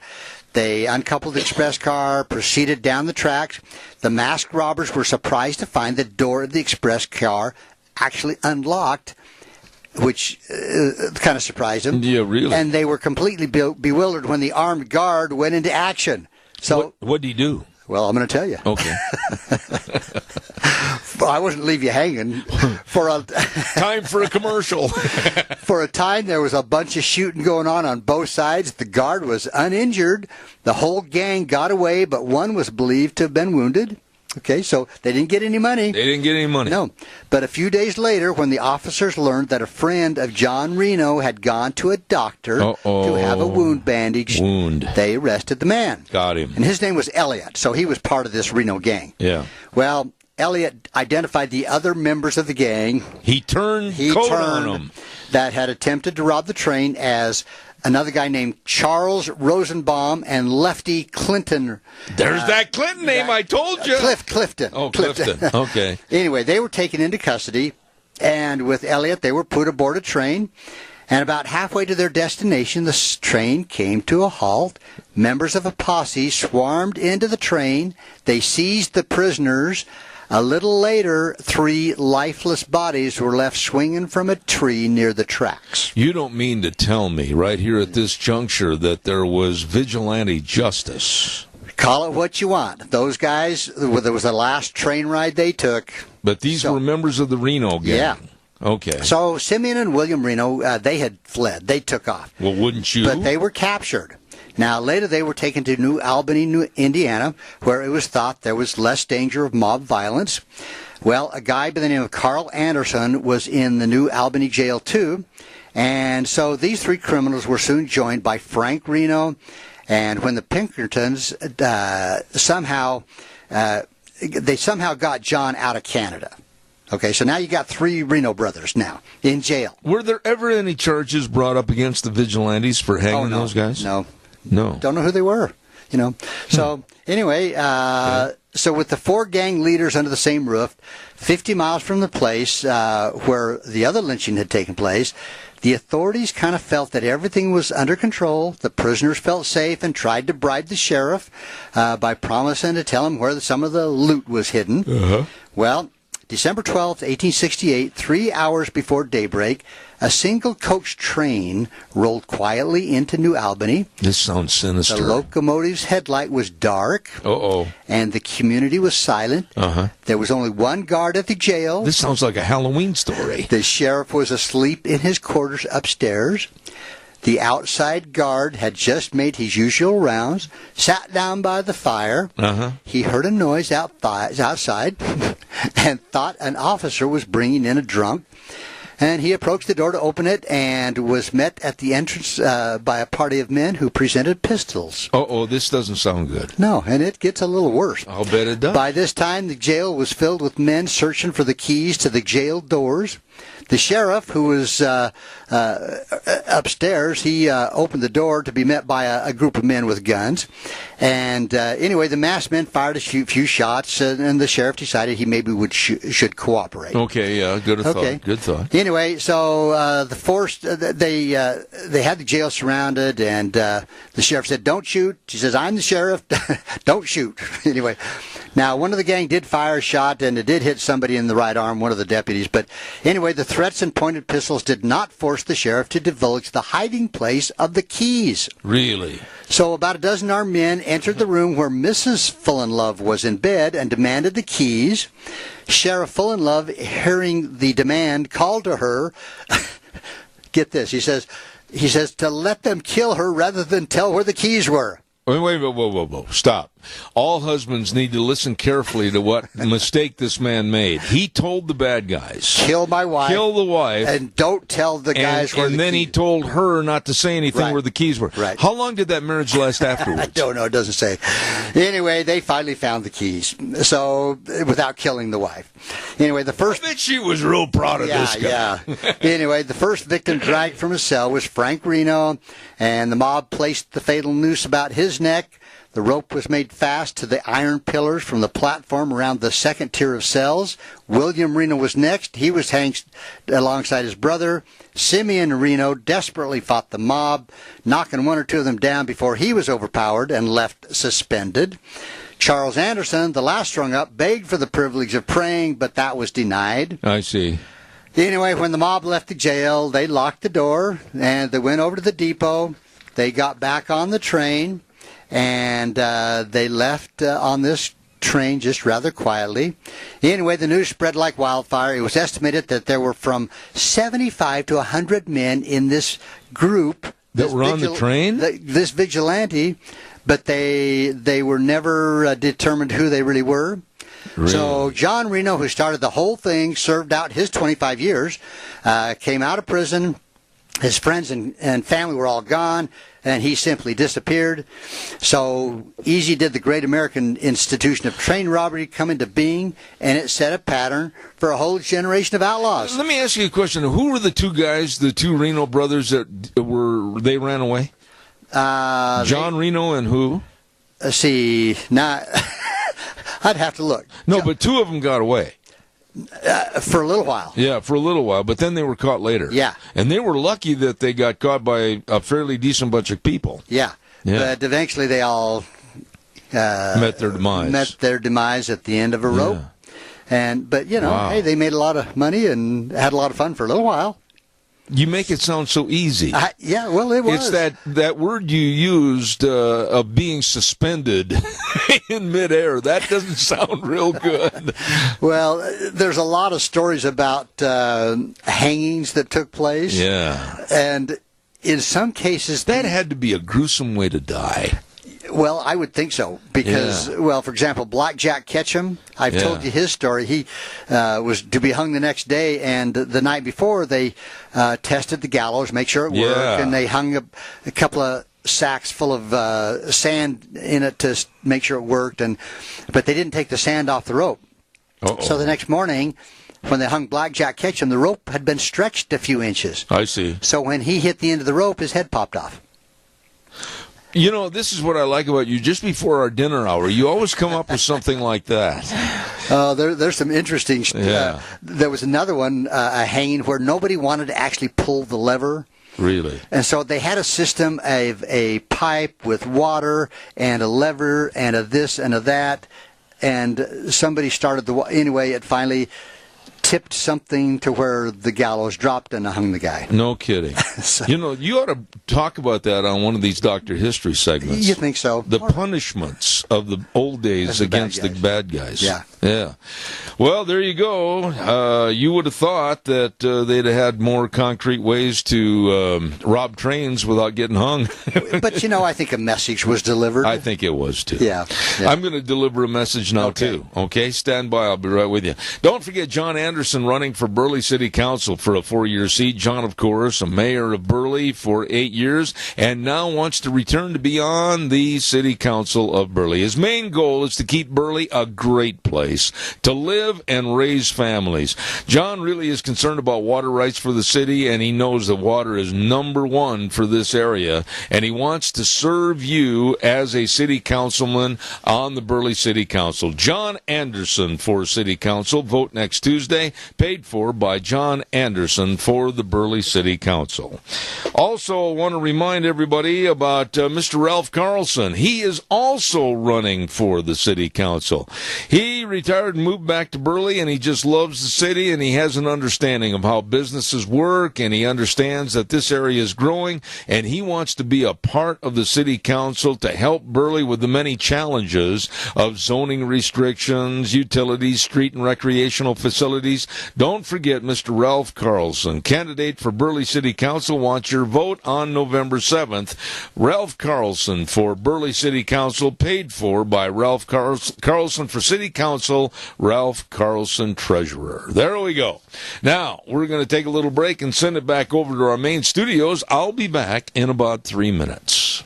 And now, back to Zeb at the Ranch on AM 1230 KBAR. To reach Zeb, call 436-2244 or toll free 1-866-927-4587. And now, here is Zeb Bell. Thank you very much. Another gentleman running for the Burley City Council is Mr. Bryce Morgan, and he has a knowledge of finances and accountability, and he says we've got a big challenge right here in the Burley area. Well, a lot of great growth, but it needs management, and he wants to be a part of it. Graduated from Burley High School back in the 90s, and he has a master's degree in business administration and bachelor's degree in accounting, and he is a fiscal conservative and believes in keeping my family, business, and government out of debt. Don't forget Bryce Morgan running for the Burley City Council, paid for by Bryce Morgan for Burley City Council. Also, quickly, I want to remind you again about our friends at Autumn Haven Assisted Living Center at 924 Christian Way in Rupert. They are the only locally owned and operated assisted living facility in the Mini-Cassia area, and they really want you to come by and take a tour, make a visit. They make every effort to make Autumn Haven the best place for your family member that maybe needs just a little bit more one-on-one care. So please stop by, visit with these folks. Number to call, 436-3200. Autumn Haven Assisted Living Center, 924 Christian Way in Rupert. They're small compared to some, but with a bigger heart than most. Right now, a very, very interesting lady. She's been on the program a couple of times in the past, and I look forward to having her back today and then again in the future. She writes for The Stream. Liberty McCarter, good morning. How are you? I'm doing great, Zeb. It's great to be back on with you. Oh, same here. Listen, by the way, happy Halloween. Are you going to go out trick-or-treating later on? Well, I'm going to go to my local church and help pass out candy to kids, so I'll be contributing to the candy and the sickness that all the children are going to feel from the sugar rushes tonight. There you go. Liberty, you wrote a story that really piqued my interest, and it was about my old alma mater, as a matter of fact, the University of Wisconsin. I love the title, University of Wisconsin Badgered for New Free Speech Policy. Give us kind of a thumbnail sketch of what this story's about. Well, as you and your listeners are aware, free speech has been a hot topic on college campuses this past year. With every time it seems like there's a conservative speaker at a college campus, there are riots, things get violent, it's super controversial, and it's just a speech. And so, in an effort to protect free speech and cut that trend down, the University of Wisconsin Board of Regents passed a policy earlier this month saying, look, if a student is disorderly or violent and interferes with somebody else's free speech 2 times, then they will get punished by either suspension or expulsion. And so they're really trying to crack down on people interfering with other people's free speech. But the policy has caused some controversy because other people say, well, what do you mean by disorderly conduct? And is there a risk that a student that is just protesting legally could get punished, even expelled, for exercising their First Amendment right? So that's kind of a snapshot of the controversy. Well, now, break this down for me a little bit and compare it to like what happened in Charlottesville or what happens in other cities. It seems like Antifa and Black Lives Matter and other very dangerous groups like that have a free rein to go in and disrupt anything. How does this work as far as if they were there on the campus of the University of Wisconsin or any campus? Kind of break that down for me a little bit. Well, I think, a lot of times at these events, even in college campuses, you will see additional protesters, like the Antifa protesters that show up. Either they're paid or they just want to show up and cause a scene, and maybe they don't even go to the college. I think we've seen that happen a few times at Berkeley in California, where the riots have gotten particularly bad. And last month, the college spent $600,000 in security measures, extra security measures, when Ben Shapiro came to speak. And that included blockades, a stronger police presence, and so they were able to arrest anybody that started acting out of line and getting violent and kind of nip it in the bud. And actually the event went off without a hitch. So when there's that outside group coming in to just cause a ruckus, I think you really have to depend on community law enforcement to shut that down. But we have seen in other campuses where students will go to a speaker that they don't like, and they will stand and shout for the entirety of the speech.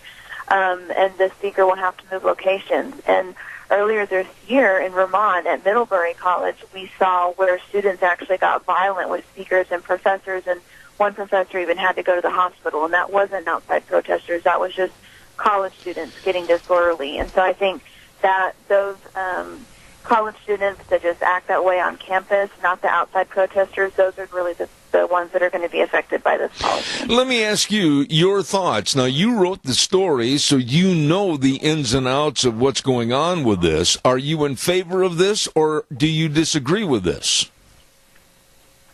Well, here's my thing. I understand the desire to protect free speech because students need to know how to interact with views that might be different from theirs. Otherwise, they'll never learn how to think critically.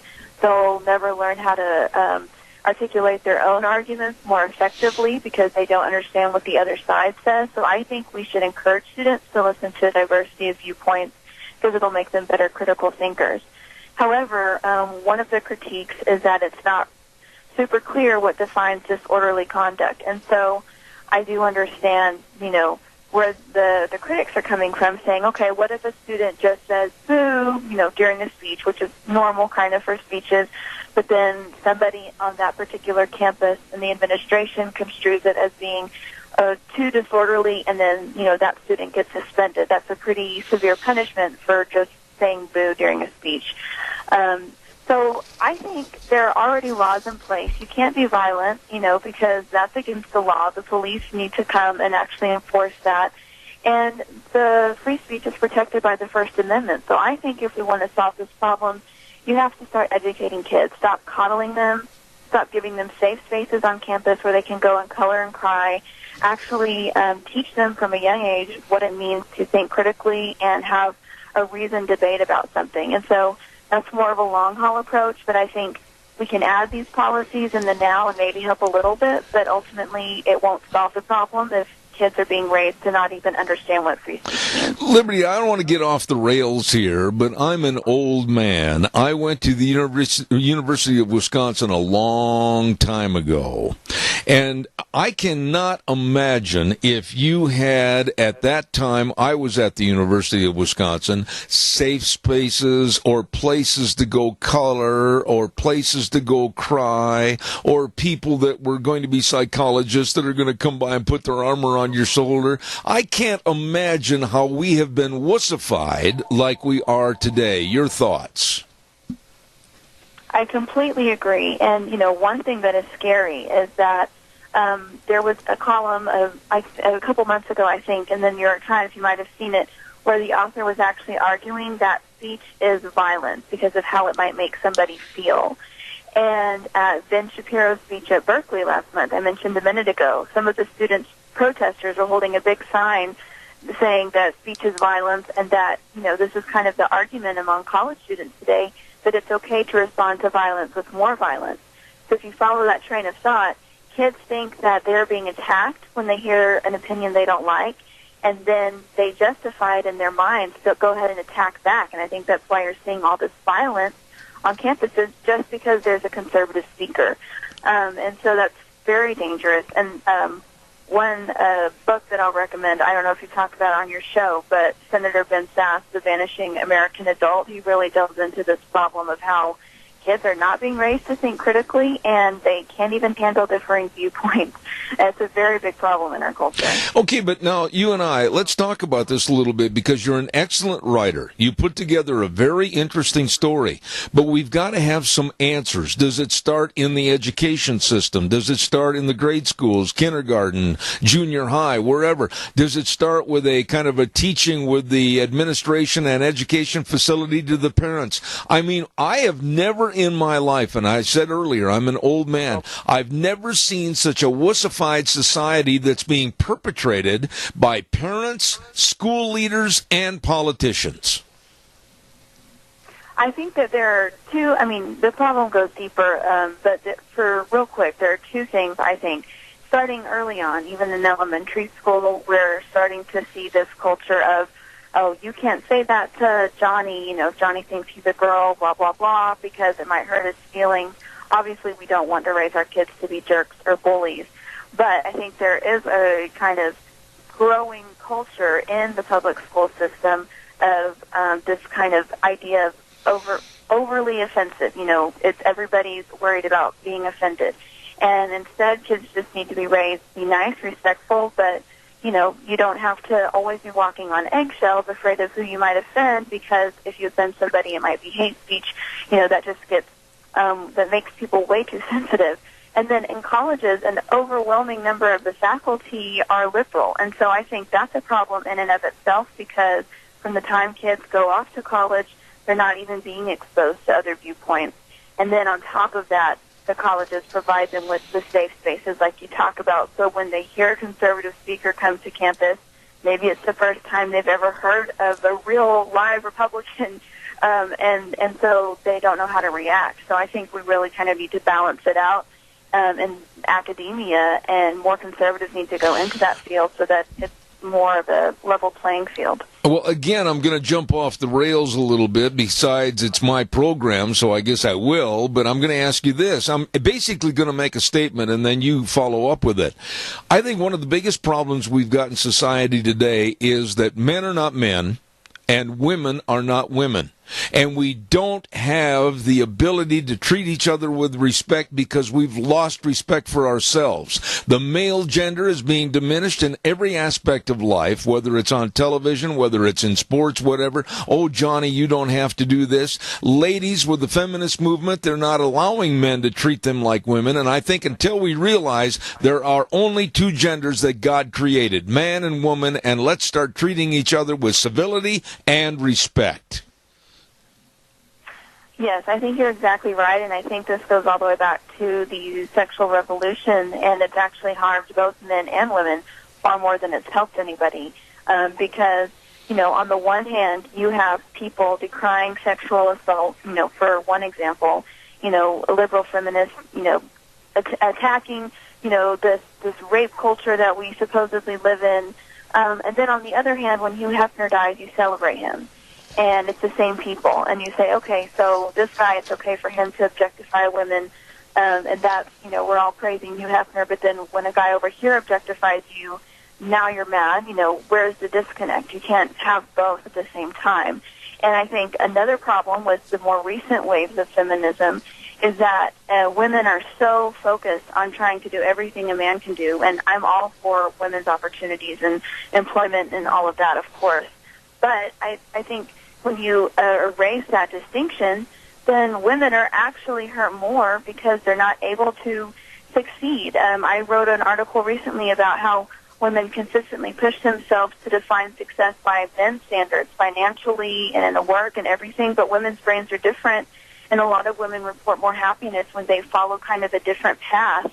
But you can't talk about that because it's not equal. And I'm like, well, if women are happier doing this, why are we forcing ourselves to do this? So I think, yes, people are not happier. We don't have respect for each other.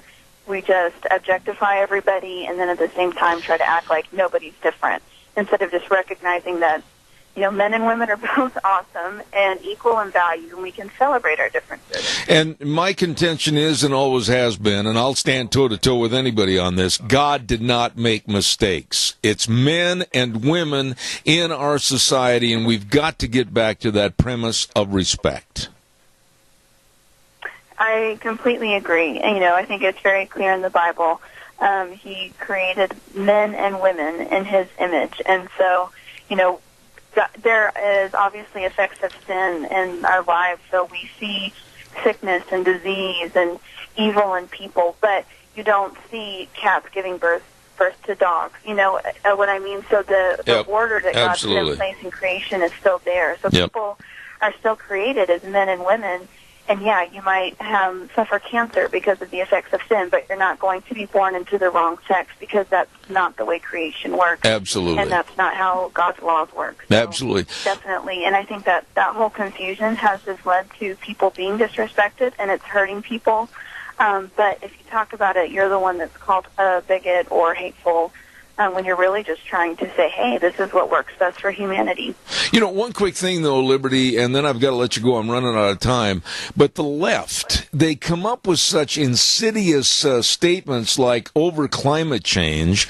There are many people in the media, many so-called professors, many politicians even, that want to make it a law, pass a law that if you don't agree with climate change and you speak out against it, that your voice should be stifled and you should be thrown in prison. This is idiocy in a country, the freest country ever in the history of the world, with the Second Amendment, the First Amendment, everything, that the left is trying to stop our rights as citizens of this great country.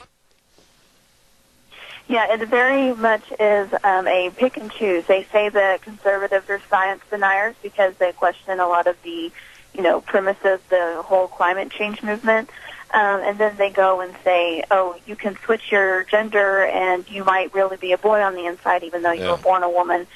So, it's very selective, and it is troubling because from colleges, we're talking about faculty being liberal, to, other realms of science, people who actually have real questions about something like climate change, they're being blackballed and fired and silenced. So that is a very big problem. I think, maybe we should be focusing on free speech in the science arena, even more or as much as on campus. I agree. Liberty, you're welcome to come back on this program anytime. Liberty McCarter writes for The Stream. Very, very talented. Thank you so much for being on the program this morning. Thanks, Ed. All right, take care. Thank you very much. There's so much that I wanted to ask her about, but I'm just flat ran out of time, and she is going to come back. Very, very talented lady, Liberty McCarter. Thank you very much. I know I've got to get a weather forecast here, and then we're going to take some phone calls as we celebrate Halloween. And the weather brought to you by Scarrows Meats, 331 North Road, Jerome. The number to call, 324-7657. Or you can go to their website and learn more about their retail meat department, scarrowsmeats.com. Woo! Delicious meats. I mean, I love bratwurst. I keep saying that every day. They've got all kinds of different brats, the jalapeno cheddar, the apple cinnamon, the German, the Italian, the chorizos. Oh, my goodness sakes, they're all delicious. Everything is at Scarrows Meats, 331 North Road, Jerome. Right now, here's Gina with the weather. For Ghoul and Goblin Day, it's going to be a nice one, but it's going to be a little bit on the breezy side. Here is your weather forecast for Zeb at the Ranch. Looks like sunny skies for today. Winds are picking up as we move through the afternoon hours. We are expecting a high of 54. Tonight, clear skies with a low of 36. Tomorrow, mostly sunny, and yes, it is going to be windy. We will be in a wind advisory for tomorrow. Gusts possible of 40-plus. High of 62 tomorrow night, low of 37. For Thursday, we do have a 40% chance of rain showers in the forecast. Still going to be breezy, high of 59 with an overnight low of 41. And that precipitation could be lasting through the weekend. That's your weather for Zeb at the Ranch. I guess we got spoiled with the great weather last weekend. I mean, that was one of the greatest weather weekends that I've ever seen in this late fall here in southern Idaho. Woo! It was beautiful. Now I know we hear about the wind and the rain and everything else, and we go, oh, nuts. Well, we got to take the good with the bad. Hey, don't forget the weather brought to you by Scarrows Meats. Really great people, Don Scarrow and the rest of the crew at 331 North Road, Jerome. Number to call, 324-7657. And believe me, Scarrows Meats, Don Scarrow and the rest of the crew, changing the way we eat. Oh, yeah. One delicious bite at a time. Scarrows Meats. Wow, give me a call. I want to hear from you today. Come on, we've been a little shy on the calls today, so help increase the number. Give me a jingle on the landline, 436-2244, 1-866-927-4587. Halloween. How many of you are going to wear a costume and go to a costume party or something tonight? If you are, give me a call. Tell me all about it, 436-2244, 1-866-927-4587. One story that I commented on yesterday, and I wanted to talk about it again today because it's so stupid. I mean, the movement of these people is so stupid. And I'm talking about the replacing or defacing or eliminating of our history. The taking down of statues, the taking down of or trying to rewrite history and eliminate names, or in the case of George Washington, our first president of this great country, at that Alexandria, Virginia church, Christ Church in Alexandria, removing the plaque that says George Washington, our first president, used to worship here. Oh, one or two liberals, they went nuts and they said, why, we can't have that plaque on our church door anymore. No! We've got to get rid of it because they felt unsafe. They felt that this was terrible and they had to get rid of it. Now, okay, and everybody's talked about this. I'm not one of the only ones, believe me. But, where do you draw the line and why should we? What was accepted practices 200 years ago, why and how do we have the right to criticize today, looking back over our shoulder with 20/20 vision? How dare we? And let's say from today, go ahead 200 years, they're probably going to look back on us and go, those stupid people, we've got to get rid of everything they did. They didn't know what they were doing. What right do we have to throw away, discard, and absolutely trash our American history? None. And to the do-gooders, the one or two complainers that have tipped over the statues and they've created havoc, and, we got to get rid of Stonewall Jackson. Why, we can't have that Robert E. Lee statue up there. Oh, George Washington worshipped here. Why, we can't have that plaque on our church. You're idiots. You're absolutely bumbling idiots, and you're messing into something that is absolutely so derogatory against our country and our history. Saying this doesn't mean much, but you should be totally ashamed and embarrassed because of your stupidity. You know, the wrongs that occurred, so-called wrongs that occurred 200 years ago that at that time were accepted practices, how dare we today criticize those people and demean them and try to rewrite their history? Caller, good morning. You're on the air. Quickly, I got 2 minutes. On these monuments, Zeb, they're taking the foundation right out from underneath our feet when they do this. I agree. I totally agree. We have nothing to stand on if we don't have a past to us. So. I don't know why we're allowing it. And quite frankly, I get accused of saying, oh, you're advocating violence. In this case, I am. When these absolute losers try to take down these statues and burn and destroy and everything else, yes, they should be met with a force that says, no, you're not going to do it today, tomorrow, or forever. Get lost.